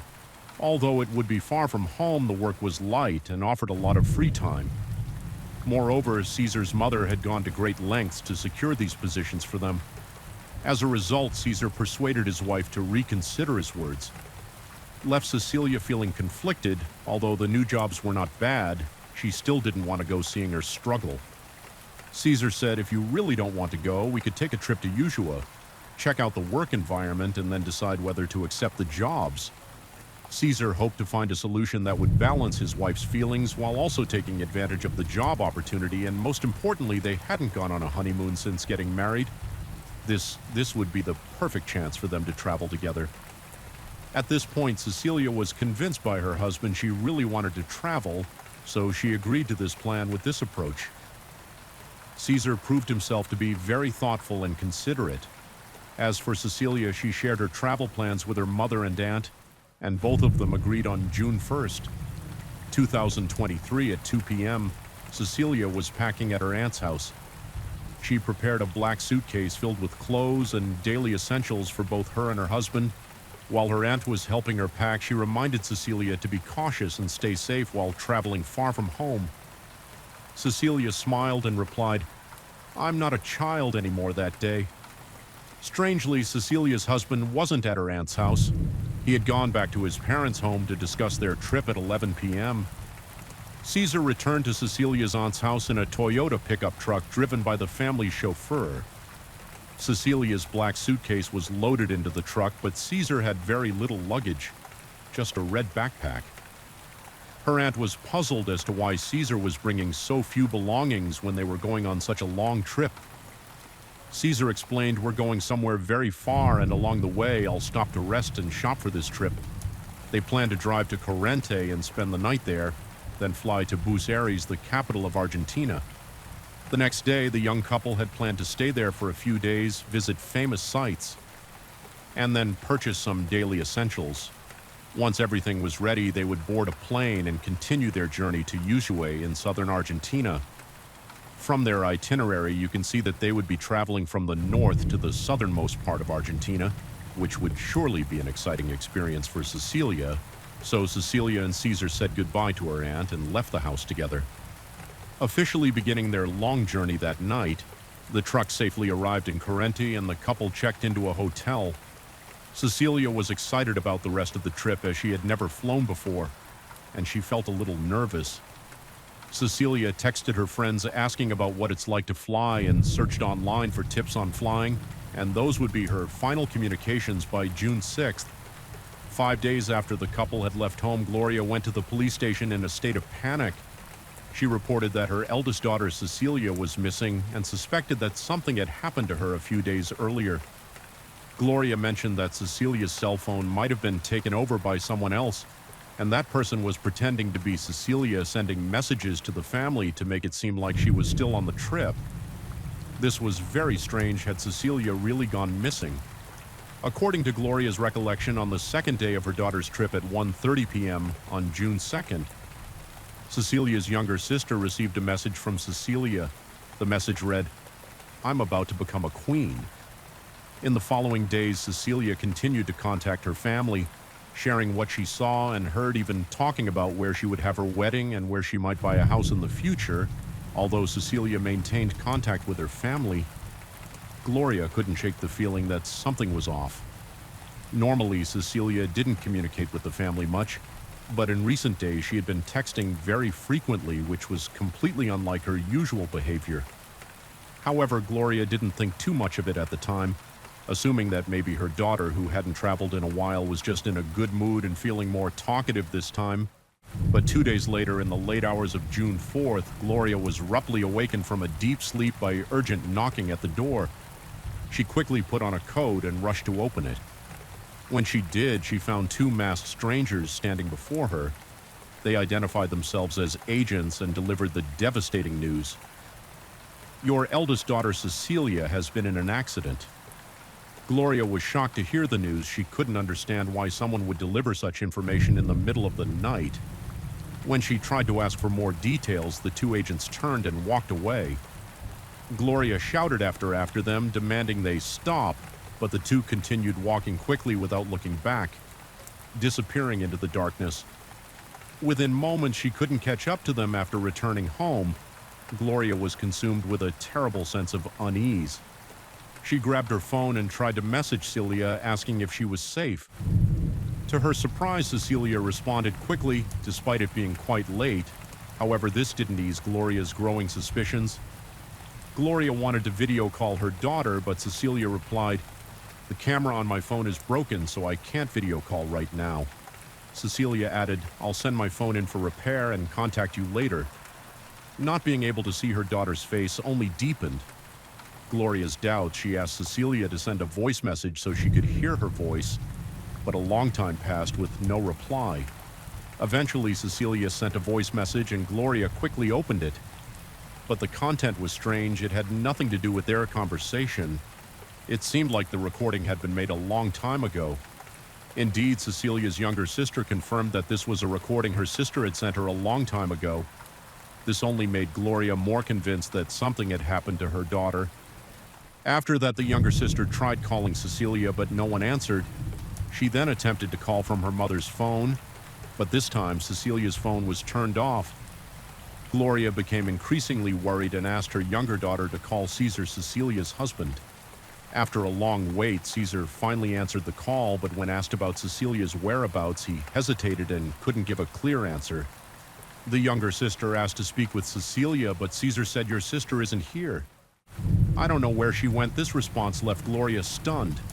They were supposed to be on their honeymoon together, so how could they not be together? Caesar then explained that after they arrived in Buenos Aires, the two of them had a fight due to some disagreements at that moment. Cecilia told Caesar, "I don't like you at all, and the only reason I'm with you is because of your wealth." I'm telling you now, I've had a new boyfriend for a long time, and I hope you'll stop looking for me after saying this. Cecilia packed her belongings and left. Gloria found this story even harder to believe. She knew that Cecilia was not someone who craved fame or luxury on the phone. Caesar insisted that he wasn't lying and that it was Cecilia who had been dishonest. He claimed that they had actually been separated for a long time, although they still lived together as a couple. The love between them was gone. Caesar ALSO said that Cecilia was very concerned with appearances. On one hand, she didn't want others to know about their situation, but on the other hand, she wanted to maintain the status of being married into a wealthy family. He claimed she was so embarrassed by this that she didn't dare to tell her family, and had asked Caesar to keep it a secret as well. However, no matter what Caesar said, Gloria didn't believe him. She knew her daughter better than anyone Caesar. Then stopped talking and hung up over the next 2 days. Gloria and her younger daughter tried various ways to reach Cecilia, but they were unsuccessful. They also called Cecilia's friends, but all of them said they didn't know where she was, with no other options left. Gloria went to the police to file a report. After receiving the information, the police immediately issued a missing person notice. The missing person was Cecilia, 28 years old, 160 centimeters tall, with dark brown hair, last seen on June 1st. At that time, she was wearing gray jeans, a dark gray jacket, and gray sneakers with pink patterns. Regarding Gloria's encounter with the two agents that evening, the police collected footage from surveillance cameras around Gloria's house, but they couldn't identify the two individuals or find any other clues. It seemed that these people had deliberately avoided the camera lenses.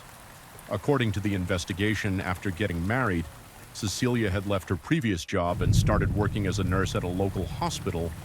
This job was completely unrelated to her field of study, but it was arranged by her mother-in-law. Marcel felt that Cecilia's previous job paid too little and had no prospects for growth. Although Cecilia didn't like the new job, she couldn't refuse it. In fact, the hospital where she worked was one that her in-laws had invested in, and arranging a job for Cecilia was just the beginning for others. This would undoubtedly be seen as a great opportunity. However, Cecilia didn't enjoy the work at all. She had no interest in working at the hospital. What she found unbearable was that most of the hospital staff were acquainted with her in-laws, making her feel constantly monitored and uncomfortable. She began to complain to her husband, telling him, "I want to quit working at the hospital. I really don't like it," but her husband didn't understand her feelings, thinking that she was just not yet accustomed to the new job. A few days later, Cecilia finally submitted her resignation at the hospital. Caesar didn't say anything when he found out to him his wife. Quitting her job wasn't a big deal. Caesar didn't lack money, even if he didn't earn anything. His parents would still send him a monthly allowance.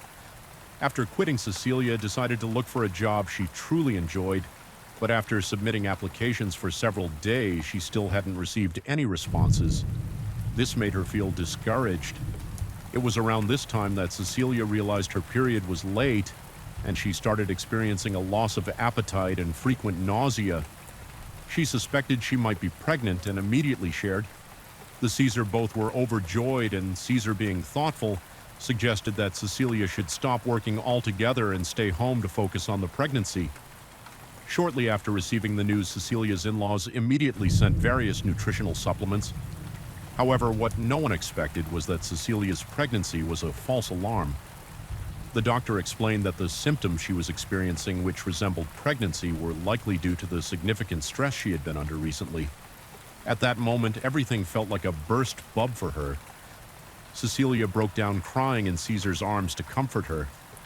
Caesar came up with an idea, since they both loved small animals. Why not start a pet cafe together? He believed that this new type of establishment would surely succeed.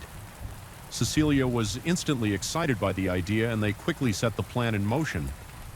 Cecilia handled all the preparations while Caesar covered the expenses. By the end of 2022, their cafe officially opened. The cafe was decorated in a very modern style, and they allowed customers to bring their pets to dine with them. After opening, the cafe attracted many young customers who brought their beloved pets to enjoy the experience. Business gradually picked up, and Cecilia was busy every day, but still felt very happy. Caesar would sometimes come to the cafe to pick her up after work, and that was all she needed. However, the joy didn't last long. Once the novelty wore off, the number of customers began to decline and their startup started losing money, continuing the business only led to further losses. Finally, in March 2023, their pet cafe declared bankruptcy and was successfully sold. Cecilia managed the proceeds from the sale and used the money to buy herself a bicycle. Encouraged by her husband, Cecilia decided to open a fitness club. Perhaps due to the influence of her in-laws, many people were eager to invest in the fitness club, but Cecilia declined all offers. She withdrew all her savings, combined them with the money earned from the pet cafe business, and successfully established the new fitness club. However, her mother-in-law Marcella seemed displeased with this and arranged for Cecilia and her husband to work. In Ushuaia, Cecilia felt she couldn't refuse, so on June 1st, the couple set off for Ushuaia. This eventually led to Cecilia's disappearance.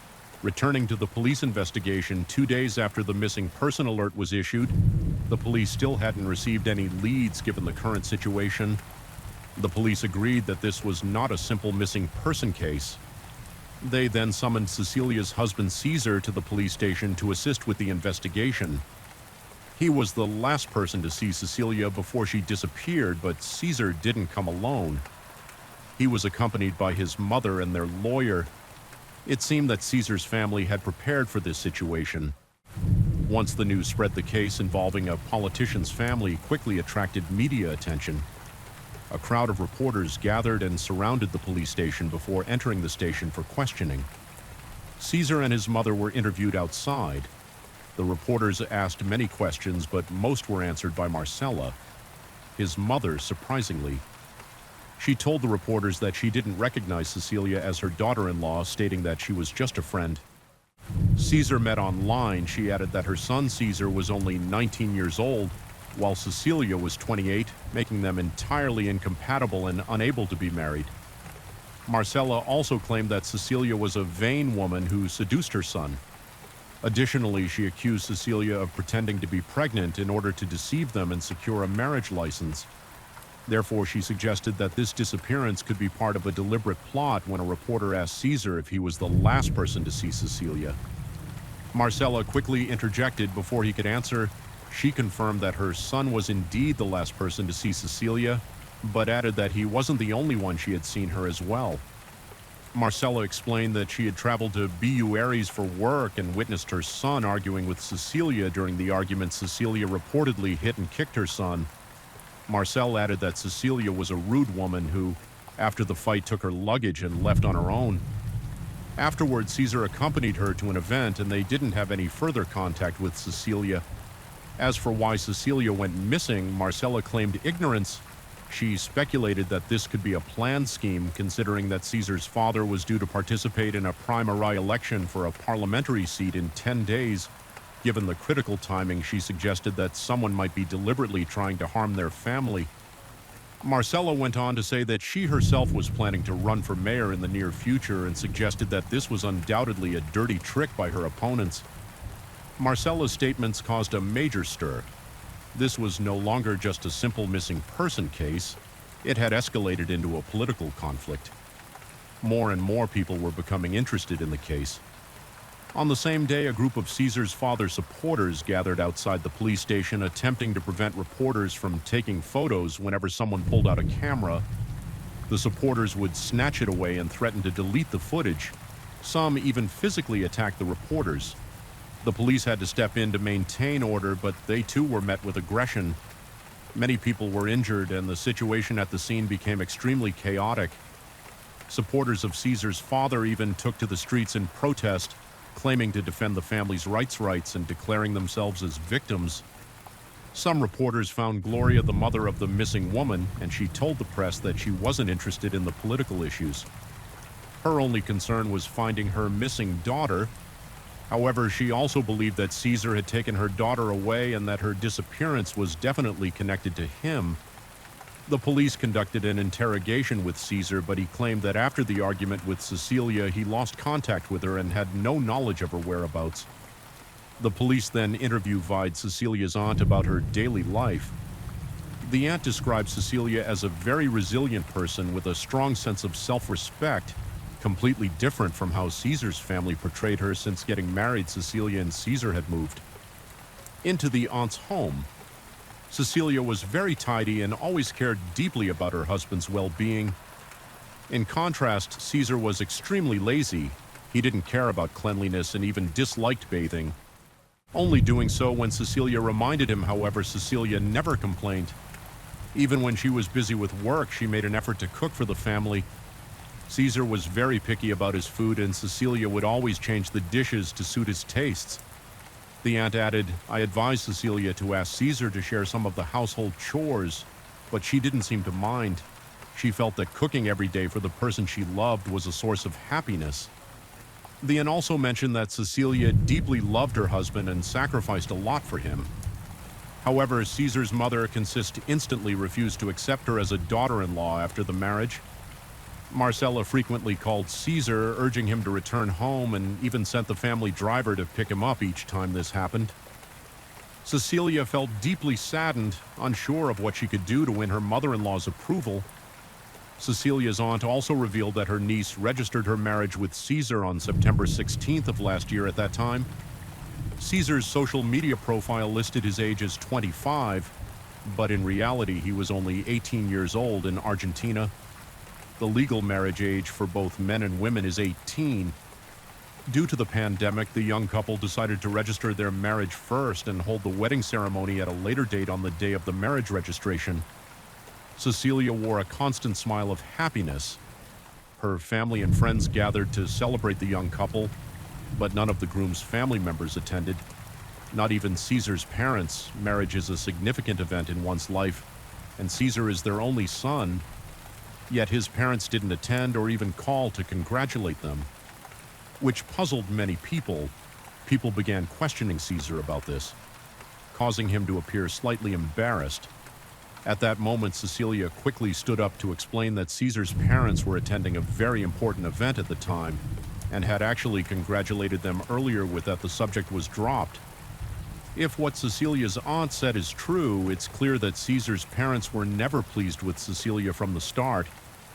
This strongly suggests that Caesar's family may be directly connected to Cecilia's case. The next day, Cecilia's mother and aunt went to the police station for the second time, bringing new information to the authorities. They also brought along Cecilia's friend, known only as a whose name has not been disclosed, to testify. Revealed that Cecilia had confided in her that Caesar had a violent streak in May of this year. After an argument between Cecilia and Caesar, he physically assaulted her and even choked her. He threatened that if she ever displeased him, he would kill her entire family. Cecilia was terrified, so she confided in him. But he didn't know what to do in this situation. Following this revelation, some internet users thoroughly searched Caesar's social media accounts and discovered that on June 6th, Caesar did indeed attend an event with his mother. During the event, Caesar appeared very lively and smiled frequently. He posted several photos from the event on social media. In one of the photos, someone noticed scratch marks on Caesar's neck. Subsequently, a person known as B, who chose to remain anonymous, informed the police that he had seen Cecilia standing in front of Caesar's family home on June 2nd. This directly contradicted what Cecilia had previously said, that on June 2nd they were preparing to board a plane in Buenos Aires. So why did Cecilia appear in front of her in-laws' home? Based on B's testimony, the police conducted a search of Caesar's home at the time. Only Caesar's Ameno Senyo was present. He seemed slightly confused by the sudden arrival of the police, but invited the men to search the house freely. Appearing very confident, the police search lasted several hours, during which they thoroughly examined Caesar's house inside and out. They discovered something unusual on a mattress. In a small room, the mattress had several yellowish stains, and after testing with luminol, the stains glowed, indicating that they were blood. Additionally, the police found a burned wallet and several prohibited weapons in the house.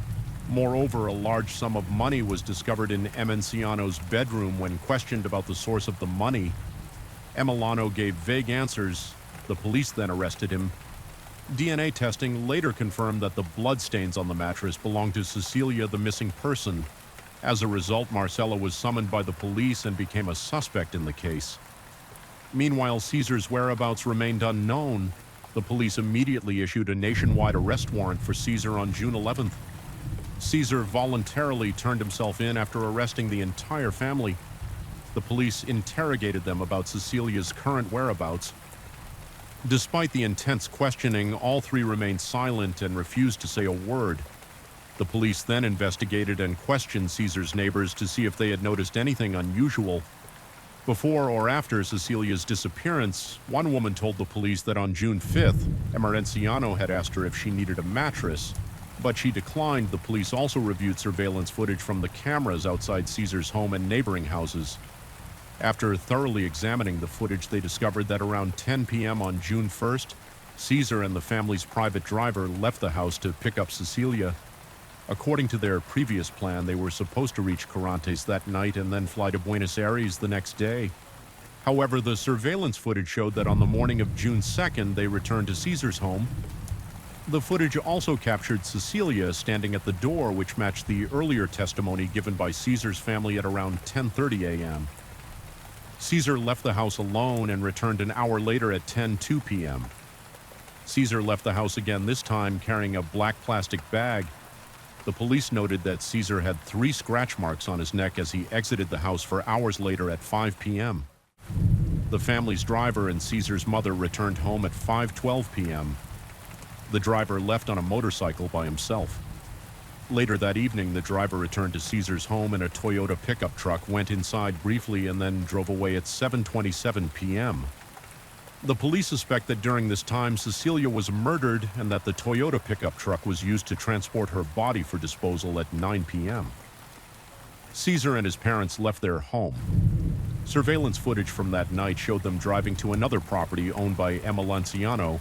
Located on the outskirts of the city on June 12th, the police conducted a search of this suburban property, and upon arrival, they discovered that a married couple was living there.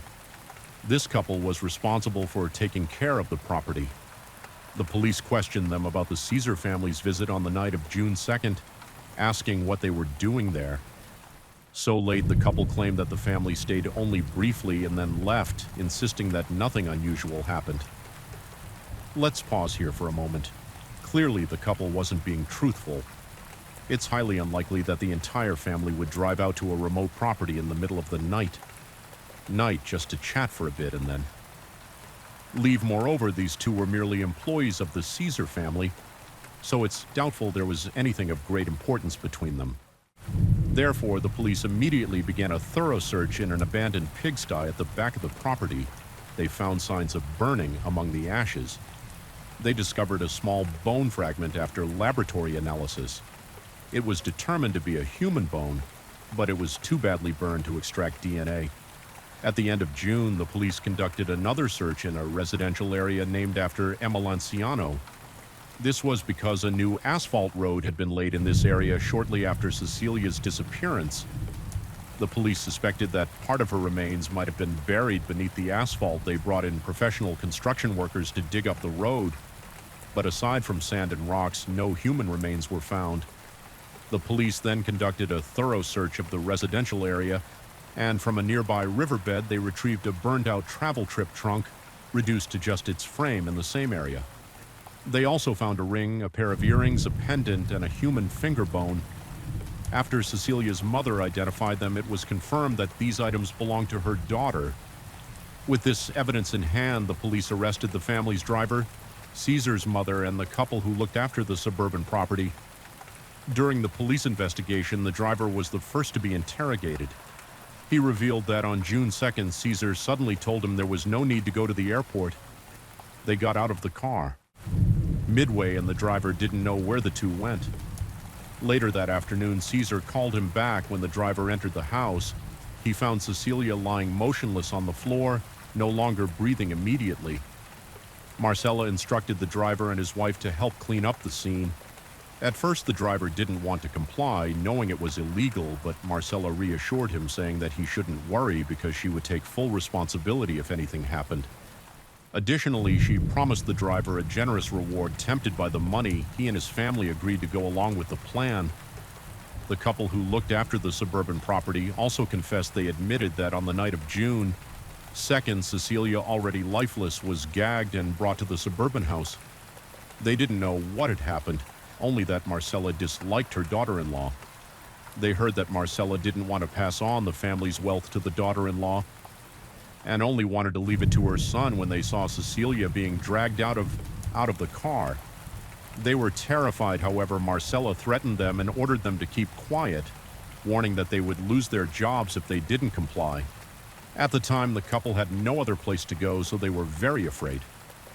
Afterward, Marcella's family burned Cecilia's body in the piggy behind the house. The couple who looked after the property didn't participate in this process.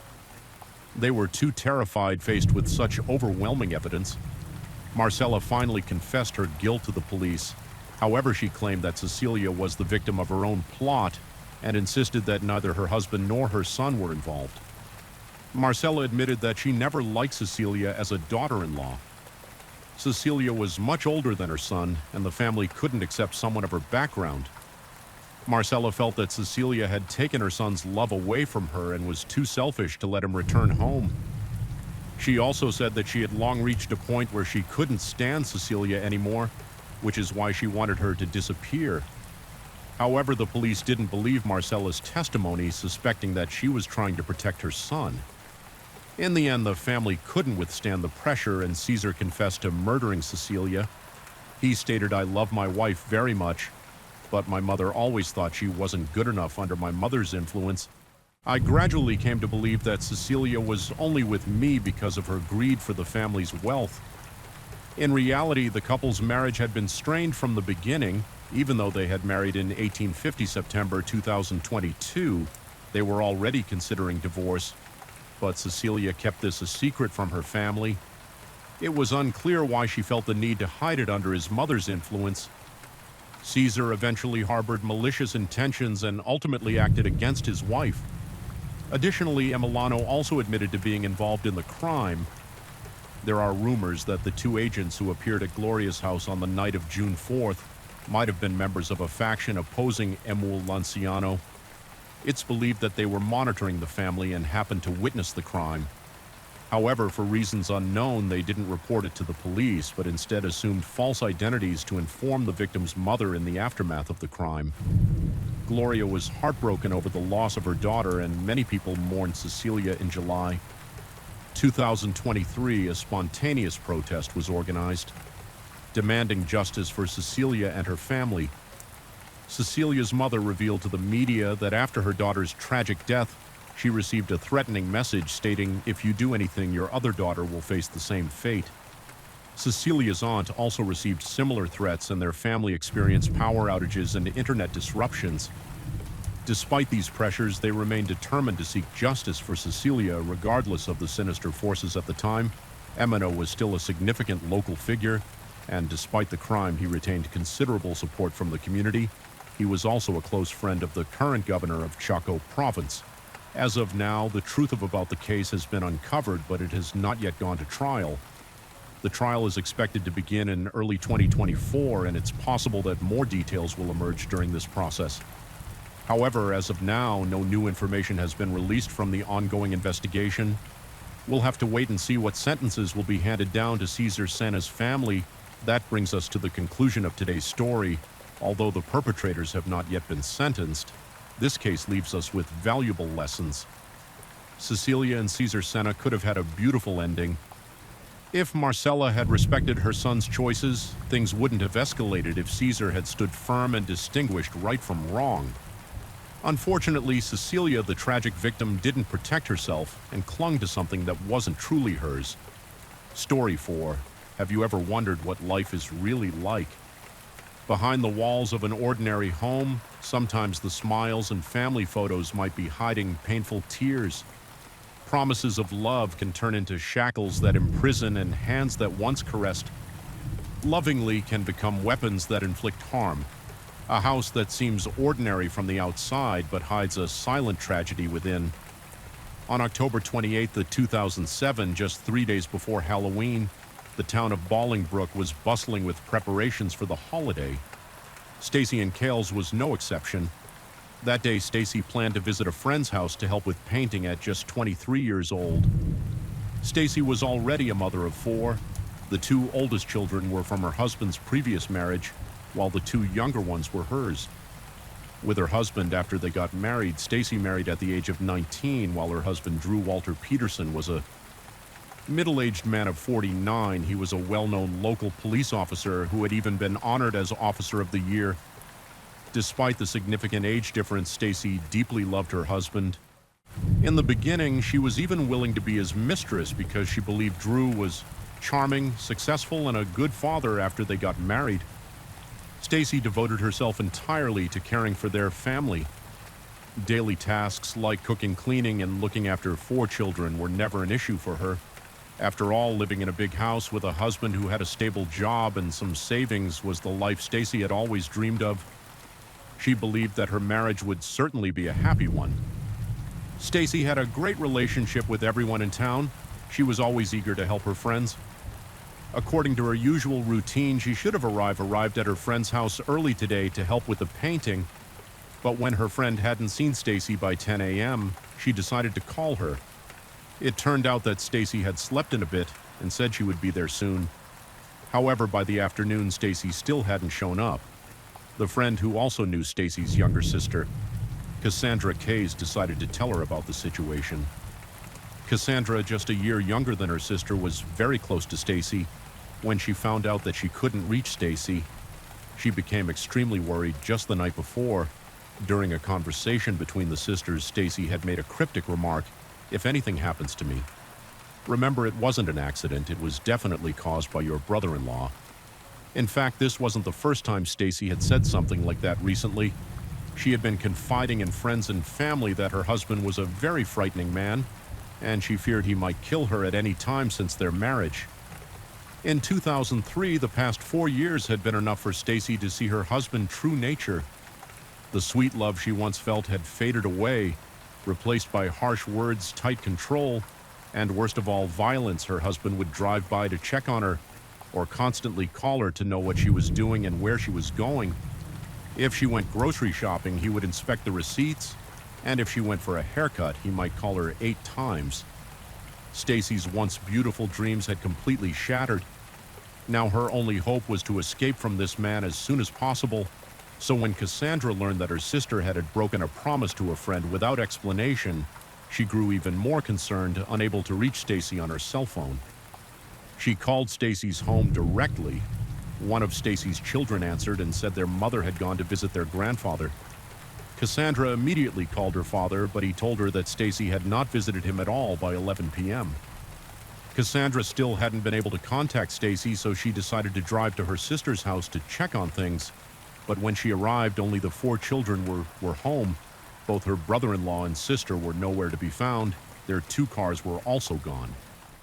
Cassandra knew something was wrong because her sister loved her kids deeply and would never leave them alone late at night like this. When she asked the children, Cassandra learned that her sister and brother-in-law had a big argument. Earlier that morning afterwards, Stacy stormed out and Drew immediately followed her to find her concerned. Cassandra called Drew, but before she could ask anything, he yelled, "Where's your sister? I've been looking for her all day," without waiting for him to finish. Cassandra anxiously asked, "So what's going on? Where are you?" "I'm at home," Drew replied. Hearing this, Cassandra began to sweat and felt a wave of fear. She had just left her sister's house, and over the phone, she clearly heard Drew inserting the key and starting his car. It was obvious Drew was lying, and he was definitely hiding something. So at 1 a.m., Cassandra went to the police station to report her sister missing at 2:30 a.m. On her way back, she drove past her sister's house and noticed that the 2 cars were back. Could it be that her sister had returned? She called Drew once again. This time, Drew said, "Your sister called me at 9 p.m. last night saying she was driving to the airport to run away with another man. She took her passport, left the car at the airport, and told me to pick it up. I just got back." Cassandra felt something was off. He claimed he had just returned, but the airport was only about a half-hour drive from her sister's house. So how could it take him until 2:30 a.m. to get home? Moreover, Stacy loved her children dearly, whether they were her biological kids or stepchildren. She treated them all as her own. This was a well-known fact among the neighbors, so why would she abandon her 4 children when all these clues were put together? It became clear that Drew was highly suspicious since he was a local police officer. The local police station, wanting to avoid a conflict of interest, handed Stacy's missing person case over to the Illinois State Police for investigation on the afternoon of October the 29th, 2007. The Illinois State Police arrived at Drew's house to investigate Stacy's disappearance, surprisingly despite being a police officer himself. Drew refused to cooperate and insisted that Stacy had run away with another man. He also refused to allow the police to search Stacy's car. This behavior aroused significant suspicion among the Illinois State Police. Left with no other option, they had to return to obtain a search warrant from higher authorities. 2 days later, the police returned with a search warrant and thoroughly searched every corner of Drew's house, but they did not find any critical evidence. Meanwhile, Stacy's family and friends quickly organized a group of volunteers to help search for her in 2 days. Over 75 volunteers scoured wetlands, parks, and rivers, distributing hundreds of flyers. Unfortunately, no clues about Stacy's whereabouts were found during this time. Drew acted as if nothing had happened. He continued to insist that Stacy had run off with another man and saw no reason to search for her. The police learned from Stacy's friends that she had recently been desperate to escape from her husband. One friend revealed that just 3 days before she disappeared on October 25th, Stacy had called to ask about renting a house and expressed her desire to get away from the dangerous situation at home. Cassandra's younger sister also mentioned that on October 27th, when she arrived at her sister's house for dinner, her brother-in-law seemed happy. It wasn't until he left for work that her sister made that cryptic comment. At this point, the police could only focus on investigating Drew, hoping to uncover something from him. Drew Walter Peterson, born in 1954, was 53 years old when Stacy disappeared. Before that, he had served in the military and officially became a member of the Bolingbrook Police Department in 1977. A month after Stacy's disappearance at the age of 53, he retired with an annual pension of $79,000, which was enough for him to live comfortably in his younger years. Drew was assigned to a task force and later served as an undercover agent in drug gangs. Since the 1960s, the drug problem in the United States had become increasingly severe, with convenient transportation in a thriving city. Chicago had become one of the largest drug trafficking hubs in the country. In that context, an outstanding undercover agent had many opportunities for advancement and wealth. Drew was fortunate to be selected. He grew his hair long, maintained a thick beard, and dressed casually. Blending imperfectly with Chicago's drug dealers, he quickly adapted to the environment and made friends with locals. Gathering valuable information in 1979, he was honored as the Police Officer of the Year. Despite having a successful career, Drew's personal life was marred by reprehensible behavior. When Drew met Stacy, he had not yet divorced his previous wife. At that time, Stacy was still underage. A 46-year-old man involved with a 16-year-old girl was clearly illegal. However, because it was a small town where everyone knew each other and Drew was a police officer, although people were aware of the situation, no one reported him on. October 18, 2003, just 8 days after his divorce from his previous wife. Drew married Stacy after their marriage. Drew exercised strict control over Stacy even when she went shopping with female friends. He would ask her detailed questions. He installed surveillance cameras in the house, placed a tracking device on Stacy's phone, and even pressured her into getting cosmetic surgery when they had heated arguments. Drew would sometimes physically assault Stacy. At this point, Stacy finally realized that she couldn't continue in this marriage. She sought out a lawyer and began preparing for a divorce. She had scheduled a meeting with her lawyer on October 29th, but she mysteriously disappeared on the 28th. Furthermore, when the police investigated Drew, they discovered that beneath his flashy exterior lay many dark secrets. It's highly likely that he was also connected to another murder case. Drew had been through 4 marriages. Kathleen Savia was his 3rd wife. She met Drew when she was 30 years old, and at that time, Drew was still married to his 2nd wife. They were married for 10 years and had 2 sons together. Drew had abused Kathleen several times, but she endured it for the sake of their children. However, when she learned that Drew was involved with Stacy, she could no longer tolerate it and decided to file for divorce. Divorce meant dividing assets among Drew's assets. He could accept losing other things, but not his pension. The two constantly argued about the division of assets. Drew often threatened Kathleen, saying, "Don't push me. Don't make me make you disappear," between 2002 and 2004. Kathleen reported Drew's abuse to the police 18 times. Strangely, he was never punished or investigated. In March 2002, Kathleen felt her life was in danger and sought an emergency protection order from the police. However, due to Drew's lawyer's interference, she was forced to drop it by July. Kathleen once again reached out to the police, stating that Drew was no longer just threatening her with words. He had brought a knife to her home. The police filed a report with the county prosecutor's office, but ultimately nothing came of it. In November, Kathleen wrote a desperate letter to the assistant county prosecutor. In the letter, she wrote, "He knows how to manipulate this system. His next move will be to either take my children or eliminate me. I am not getting any help from the Bolingbrook police. I truly need your assistance now." Despite the sincerity of her letter, she received no response. Fortunately, on October 10, 2003, Kathleen finally divorced Drew. However, the issue of asset division remained unresolved. According to the plan, the asset division hearing was scheduled for April 2004. If everything went as expected, Kathleen would receive the house child support, alimony, a portion of Drew's pension, and a share of the profits from the sale of his bar. But a month before the hearing on March 1st, Kathleen was found dead in her bathtub at home. At the time, her cause of death was ruled as an accidental drowning, considering that both Drew's first and second wives had also accused him of abuse. It indicated a pattern of repeat offenses. Prosecutor James Glasgow believed there were many suspicious circumstances surrounding Kathleen's death. Glasgow AW County prosecutor with 26 years of legal experience and a strong track record in combating domestic violence was the prosecutor in charge of Stacy's disappearance case. Prosecutor James wanted to review Drew's records to see if this police officer, protected by a network of local connections, was hiding any secrets. His investigation revealed that the death of Drew's ex-wife Kathleen was indeed connected to him.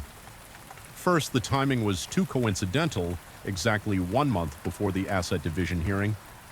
Moreover, the coroner's report at the time indicated that the injuries on Kathleen's body were not consistent with an accidental drowning. In fact, Kathleen's family had also been suspicious of her death. How could a healthy woman in her 40s who wasn't an alcoholic or a drug user suddenly slip and fall in the bathtub? This was a small oval-shaped bathtub where you couldn't even stretch out your legs. How could someone drown in it? However, the family's suspicions were ignored and the case was closed. Prosecutor James decided to search for Stacy while also reopening Kathleen's case. The first step was to conduct a new forensic examination of her body. People often say that exhuming a body disturbs the deceased, but when Kathleen's family learned of it, they fully supported the decision on November 13th. Kathleen's body was exhumed and re-examined by forensic experts. Her family was concerned about potential interference in the investigation, so with the court's permission, they funded an additional expert to participate in the examination. This time, the forensic experts discovered something suspicious besides the bruises on her body. Kathleen had a large, unexplained wound on her head.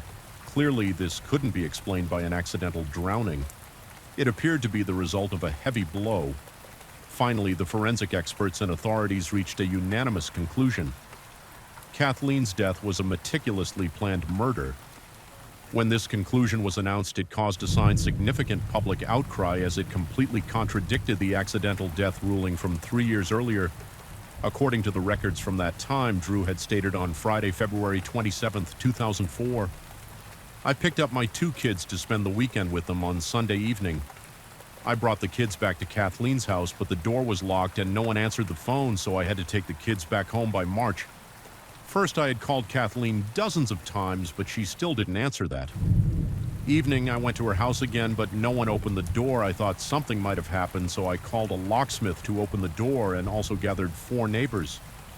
Once the door was opened, I let the neighbors go upstairs to check on Kathleen while I waited downstairs because Kathleen had told me she didn't want to see me. Shortly after I heard a horrifying scream, I rushed upstairs, and when I reached the bathroom, I saw the neighbors standing in front of the bathtub with terrified expressions. Kathleen was lying in the water-filled tub, her wet hair covering her face. The blood in the bathtub had dried and coagulated. I checked her pulse, and it was no longer beating. I was extremely saddened and had no idea how to break the news to our children at that time to avoid any conflict of interest. The local police transferred the case to the Illinois State Police. The state police arrived quickly at the scene. However, they conducted only a cursory examination of the house and didn't even secure the scene. After just over 2 hours, they completed their work and left. Kathleen's family received the tragic news that evening and rushed to the scene only to be stopped by Drew. It wasn't until March 2nd that they were allowed into Kathleen's house.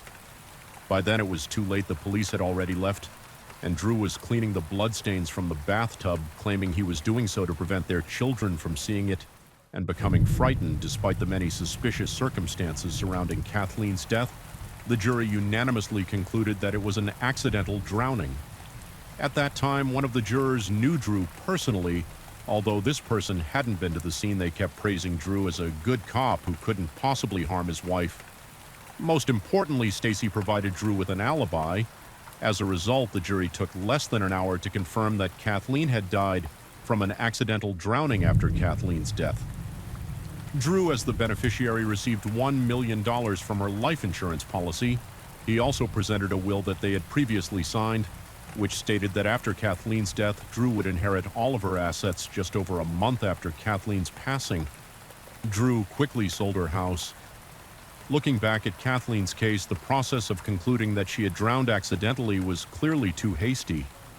Another critical point that was overlooked was that the first coroner to arrive at the scene was a colleague of Drew's. Considering all these clues, Drew became the prime suspect in both cases. The police then proceeded to prosecute him regarding the motive. Drew and Kathleen had deep conflicts of interest. If Kathleen were alive, Drew would stand to lose a significant portion of his assets. On the other hand, her death meant that he inherited a large sum from her. Analyzing Drew's behavior during the incident, his first reaction upon being unable to contact his ex-wife wasn't to reach out to his fellow officers, but to call a locksmith and neighbors instead. Although he appeared anxious after entering the house, he didn't participate in the search, almost as if he was deliberately waiting in for the neighbors to find Kathleen first. Furthermore, as a police officer, Drew destroyed the crime scene the very next day by cleaning the bathtub. These actions were all very strange and aligned with the behavior of someone who had staged the scene of a murder. Regarding Drew's character, he had a habit of smearing others to assert that his own actions were justified. For instance, he once claimed that the reason the mayor and the police chief ignored Kathleen's pleas for help was because she had harassed them at a party. Drew also frequently told others that Stacy was involved with 4 or 5 men at the same time. He consistently created rumors to protect himself. At this point, the only thing missing to convict Drew was a decisive piece of evidence. However, Kathleen had been dead for over 3 years. The house where the incident occurred had been sold, and Stacy's disappearance was repeatedly insisted by Drew to be her running off with another man. Clearly, uncovering evidence against this cunning police officer was not going to be easy. Meanwhile, Drew seemed remarkably calm. During the investigation, he continued to pursue new romantic relationships and was often seen embracing women at bars. He even made an appearance on the popular TV show Larry King Lived. By December 2008, Drew announced that he was engaged to a 23-year-old woman. However, due to strong opposition from her father, they broke up. But many other women continued to approach Drew. Fortunately, as the investigation progressed, the emergence of several key witnesses began to expose Drew's true nature. Both the pastor and the divorce lawyer whom Stacy had spoken to contacted the police.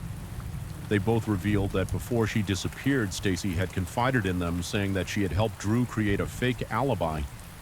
In Kathleen's case, on that particular day, she saw Drew dressed in black, carrying a black bag, and returning home in the early hours of the morning. The bag contained some women's clothing. The first thing Drew did upon returning home was to put his clothes and the women's clothing into the washing machine. He then instructed Stacy on how to provide an alibi for him to the police. The pastor and the lawyer didn't know each other yet. Their testimonies matched perfectly and were highly credible. Stacy's statements could be considered extremely crucial evidence. In this case, if she could be found and brought to court to testify, it would be difficult for Drew to escape conviction. The problem, however, is that Stacy has gone missing and there is no information on her whereabouts next. Drew's half-brother Thomas Morphy also came forward. To testify, he stated that on the day Stacy disappeared, Drew took him to a coffee shop. After chatting for a while, Drew mentioned that Stacy had a lover and that he was going to take care of her later. Drew asked Thomas to help him carry a large blue 280-liter container from the bedroom to the car. After hearing about Stacy's disappearance, Thomas recalled the heavy feeling he had while carrying the container, describing it as if he were lifting a stone. He suspected that Sty was inside the container, feeling as though he had become an accomplice and struggling with depression. Thomas couldn't cope with the reality and attempted to overdose on pills. Fortunately, he was taken to the hospital in time and survived during the investigation. The police confirmed that such a blue container did exist. However, both the container and Stacy remained missing. Additionally, a man named Jeff testified that Drew once offered him $25,000 to kill Kathleen with these numerous leads. It seemed likely that something terrible had happened to Stacy without her testimony in court. It would be difficult to convict Drew with no other options. Prosecutor James sought a new approach. He pushed for the state of Illinois to pass a law designed specifically for Drew. This law would allow the court to consider the testimony of a witness who cannot be present, provided that the prosecutor could prove the witness was killed to prevent them from testifying, and that their statements were credible. In this case, the testimony Stacy gave before her disappearance and other evidence pointing to Drew were considered credible. This meant that even with Stacy missing, the police could still convict Drew on September 6, 2012. The Illinois Court of Appeals ruled that Drew was guilty of murdering Kathleen, and he was sentenced to 38 years in prison.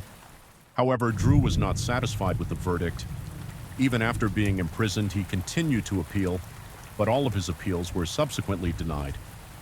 In 2015, Drew attempted to hire a hitman from within the prison to kill Prosecutor James. Unbeknownst to him, a fellow inmate immediately reported the plot using a wiretap. The police recorded a conversation between Drew and his inmate, which became solid evidence against him on July 29, 2016. Drew was sentenced to an additional 40 years in prison for the murder-for-hire plot, despite having no hope left. Drew still denied killing Kathleen. Even as late as 2021, he continued to appeal and accused Prosecutor James of witness intimidation. However, since he failed to provide any evidence, both his appeal and accusations were dismissed as for Stacy. Despite years of searching, there has been no news about her. Coincidentally, her mother, Christine, also mysteriously disappeared on March 11, 1998, while on her way to church, and she too was never found, leaving the case unresolved. Although the hope that Stacy is still alive is very slim, her family has never given up. Her sister, Cassandra, created a website to encourage people to donate. The funds raised have been used to purchase equipment such as ground-penetrating radar, higher search and recovery experts, and more. She has spent over $400,000 on these efforts, even though Drew was investigated for Stacy's disappearance. And Kathleen's case, he was only convicted for Kathleen's murder. Therefore, in the end, no one has been held accountable for Stacy's disappearance, not even Drew, who seems to have been regarded as the crime suspect. Cassandra feels deeply disappointed by this. She said, "Now I just want to bring my sister home so I can have peace of mind." As for Stacy's ultimate fate, we can only wait for time to reveal the truth. Story 5 in Osaka, located in the Kanai region of Japan, while the Kanto region represents modern economic power. Kanai is famous for its rich history. Osaka is the third largest city in Japan, known for its unique food culture and bustling commercial districts. The city features historic buildings, Osaka Castle, modern skyscrapers, a TV tower, and popular shopping and dining areas like Shinsaibashi, Donbore, and various gourmet streets offering a diverse array of delicious foods. Osaka is a vibrant city that attracts many tourists. With the rise of tourism, many locals rent out their vacant homes for short-term stays, offering guests homemade meals and other services. Numerous B&B's bed and breakfasts have sprung up compared to traditional hotels. These B&Bs are more affordable, allowing visitors to fully experience local culture. B&B stands for bed and breakfast, which refers to small, budget-friendly accommodations that provide an overnight stay and breakfast. Most B&B owners operate family-run businesses in Osaka.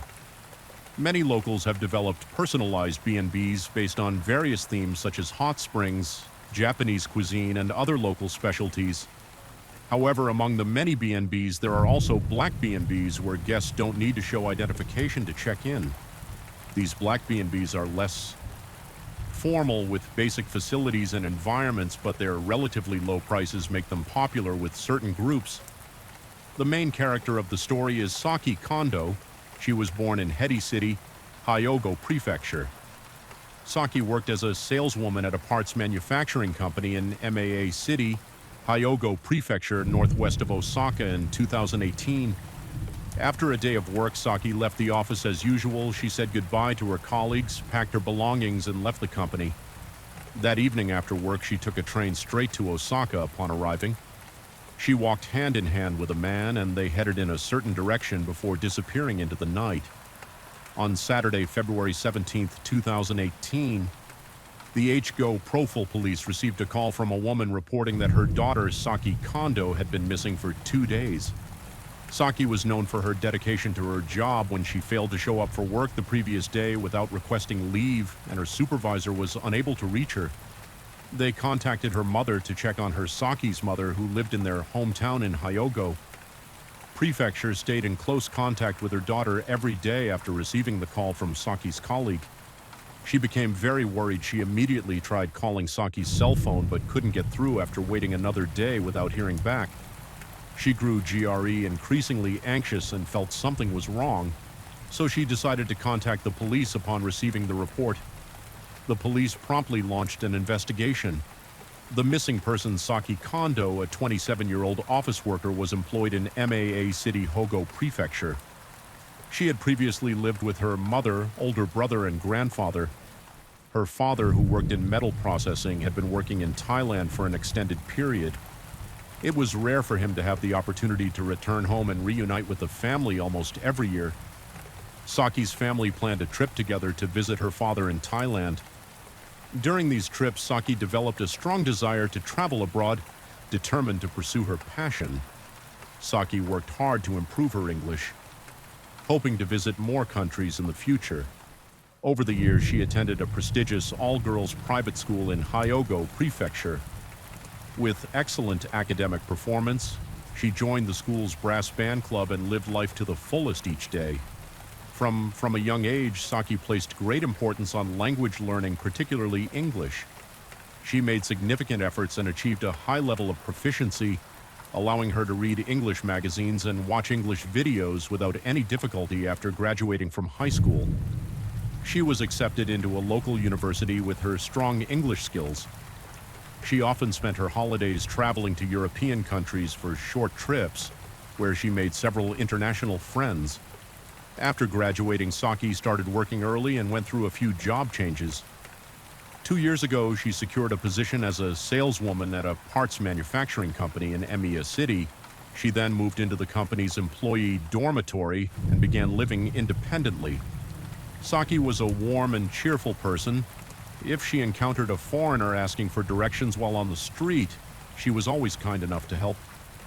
She often invited her foreign friends over to visit her home. At work, she was always willing and enthusiastic to assist her colleagues with any English-related issues they had. Saki was well-liked by both her colleagues and family members. She was kind, friendly, intelligent, sensitive, and responsible, so she would never intentionally lose touch with the important people in her life. She lived a relatively simple life and seemed to hold no grudges against anyone. Her sudden disappearance left her family, friends, and colleagues deeply perplexed. The police then investigated Saki's social connections and uncovered a crucial lead from a friend. It turned out that Sak had told a friend on February 15th, the day she went missing, I'm going on a date with an American after work. His name is Jay. I just met him online. This clue immediately caught the attention of the police. They compiled all the surveillance videos from relevant locations and streets to track Saki's movements. After she left work, the footage revealed that a man suspected to be Jay was with her on February 15, 2018. The day after Valentine's Day, Saki left work and headed straight to a nearby train station. She took a train for about an hour to Moriya Station in Osaka. Around midnight, surveillance footage near the station showed her walking with a man. The two seemed close, displaying affectionate gestures, and were heading south. They looked like a couple. The surveillance system eventually tracked Saki and the man entering a hotel not far from the train station they stayed at a B&B.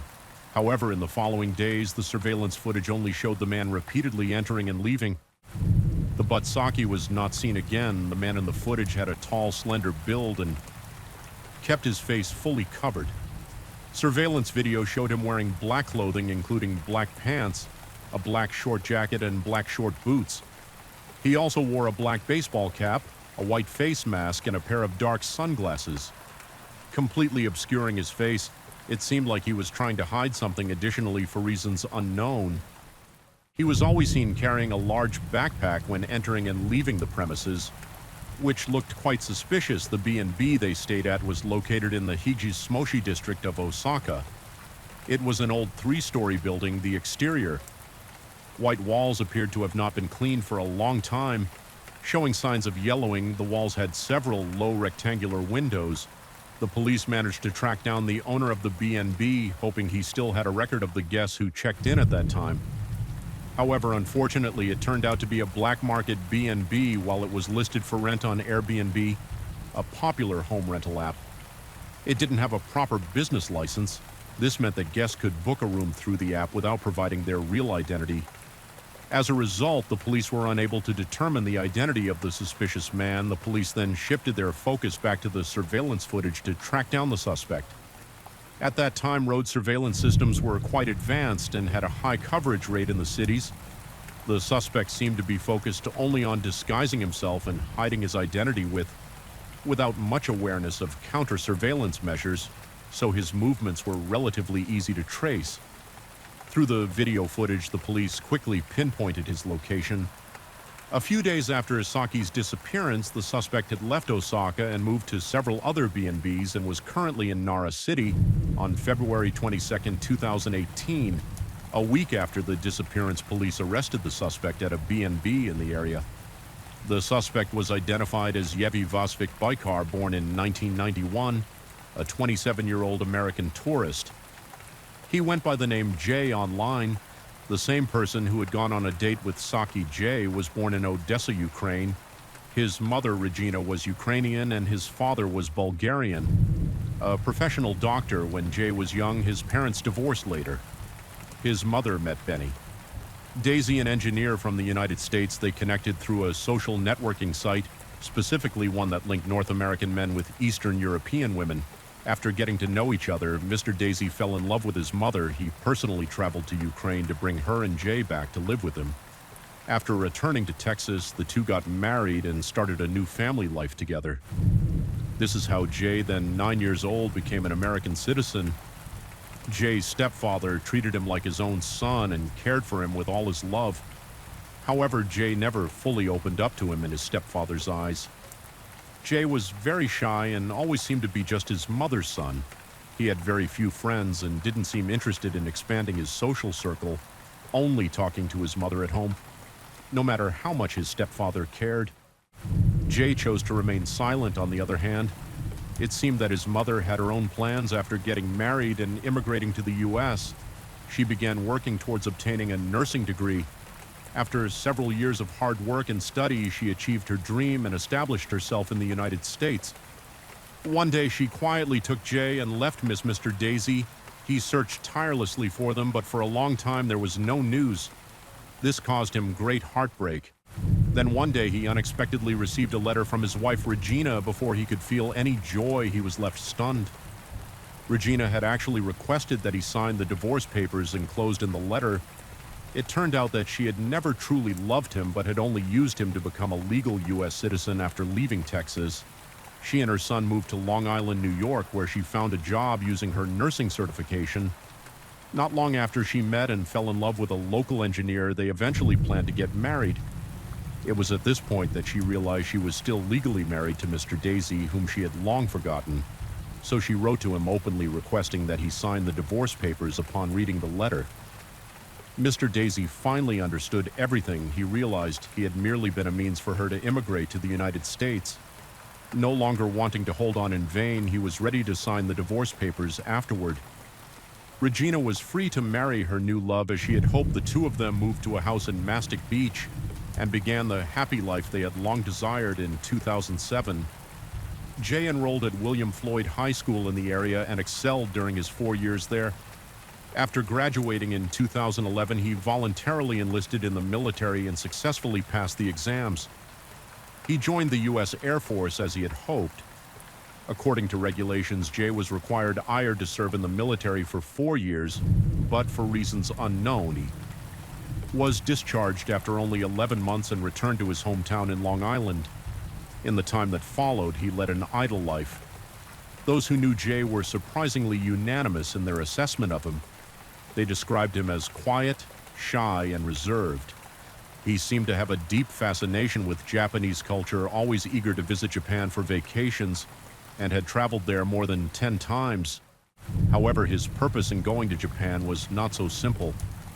Beyond sightseeing, he also longed to find and love a gentle and virtuous Japanese woman. Anyone familiar with him knew that he had an unusual obsession with Japanese women.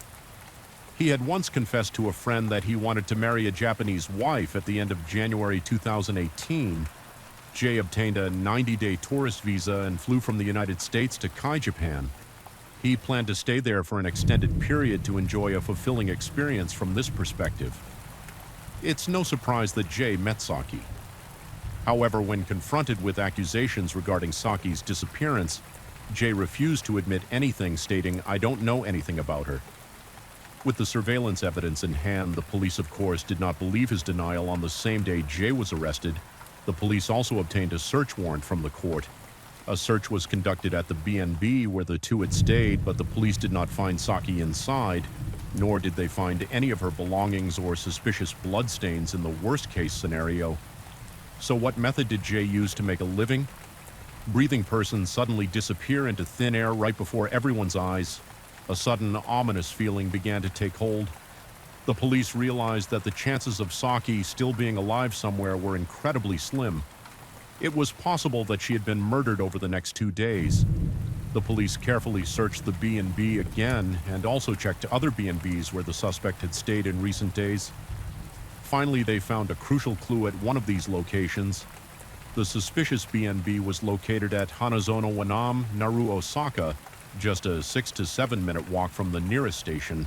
It was a 3-story apartment building with gray exterior walls surrounded by scaffolding. It appeared to be under renovation. Like the others, this was also a black market. B&B. The rooms were very simple, and the surrounding environment was not great. Staying here for a night cost only 230 yen, which is about $14 US because of the low price. It was typically rented by night workers and laborers in the area. The owner of this B&B had a strong impression of Jay. He recounted a few days ago a handsome foreign guest with a suitcase stayed at my B&B for one night. Foreign tourists are rare here, so I paid special attention to him after observing the scene. Several police officers accompanied the B&B owner to the room where Jay had stayed. As soon as they entered, they noticed a strange odor, a mix of something foul and an overpowering fragrance. The closer they got to the room, the more unbearable the smell became. When they opened the door, they found a small 6-square-meter room. The cramped space was barely enough for one person to lie down. The odor in the room was so strong that everyone present felt deeply uncomfortable. It didn't take long for them to discover a suitcase left behind in the room. It seemed to have been sprayed with a deodorizer, possibly in an attempt to mask some foul smell, but it had clearly failed the investigators. Karai approached and opened the suitcase. They were stunned when they found a decaying human head inside the site at the scene. left many of those present shocked and horrified. DNA comparisons confirmed that the head belonged to Saki, who had been missing for nearly 10 days. Faced with this new evidence, Jay knew he could no longer deny the truth. Desperate, the perpetrator confessed everything, recounting how he had met Saki. Yet even to the end, he repeatedly claimed, "I didn't mean to kill her." It turned out that while Jay was known to friends and family as a reserved and quiet person, he had a completely different persona online, though he had deleted all his related accounts after the incident. The truth was uncovered through the recovery of his data records. Jay frequently used Tinder, a dating app, with users. Worldwide, mainly young and middle-aged individuals, users can upload photos of themselves, add their interests and skills, and introduce themselves to others. If two users show mutual interest, they can connect once connected. They can start chatting online. The app also supports location services, allowing users to connect with others nearby. Jay seemed to lack confidence in his appearance. He didn't post any real photos of himself on his profile. Instead, he found a picture online and used a more appealing online name. He had visited Japan multiple times and used the location suggestion feature of social media apps to connect and chat with local women, including Saki. He had been involved with nearly 10 Japanese women, clearly unsatisfied with just chatting online. He tried every possible way to persuade them to go out and spend the night at a B&B to satisfy his desires. He was fascinated by a series of romantic encounters, engaging in one-night stands. In January 2018, Jay obtained a 90-day tourist visa for Japan and began his pursuit of beauty. This time he chose the Kai region, specifically selecting various black market B&Bs along the train line and frequently changing location while meeting different Japanese women. On February 12, 2018, Jay checked into a B&B in Higashikata W of Osaka, planning to stay there for a week. During this time, he met Saki through a social app. Both Saki and Jay were the same age. Saki had a beautiful, delicate, gentle, and outgoing appearance, perfectly matching his ideal image of a Japanese woman. Saki also showed interest in the young foreign man. By chance, they successfully matched on the social app. Saki's English was excellent and there were no communication barriers, so her enthusiasm quickly attracted Jay. After a while, they exchanged contact information and added each other as friends on Instagram. A few days after chatting, Jay wanted to invite Saki to Osaka. However, where Saki lived, was 50 kilometers away from Osaka, requiring more than an hour by train. She felt it was too soon to meet in person since they had just met. So she told him, "I'm busy with work and would like to get to know you better first." No matter how hard Jay tried to be persuasive or assertive, Saki still refused to meet. Fearing that his target might slip away, Jay felt the need to be more decisive. He pressured her by saying, "If you don't meet me, I'll come to your house." Hearing this, Saki found it difficult to refuse. He continued to push her. "I know where you work and where you live. If you don't agree to meet, I'll come to your house." After much consideration, Saki finally compromised. She promised Jay she would come to Osaka to meet him after work on Thursday, the day of their meeting. Quickly arrived that day after work, Saki took the train to Osaka's Morinomiya station. Jay was already waiting nearby when Saki saw Jay in person. She was a bit surprised because he looked completely different from his profile picture on the social app. However, Jay was friendly and considerate.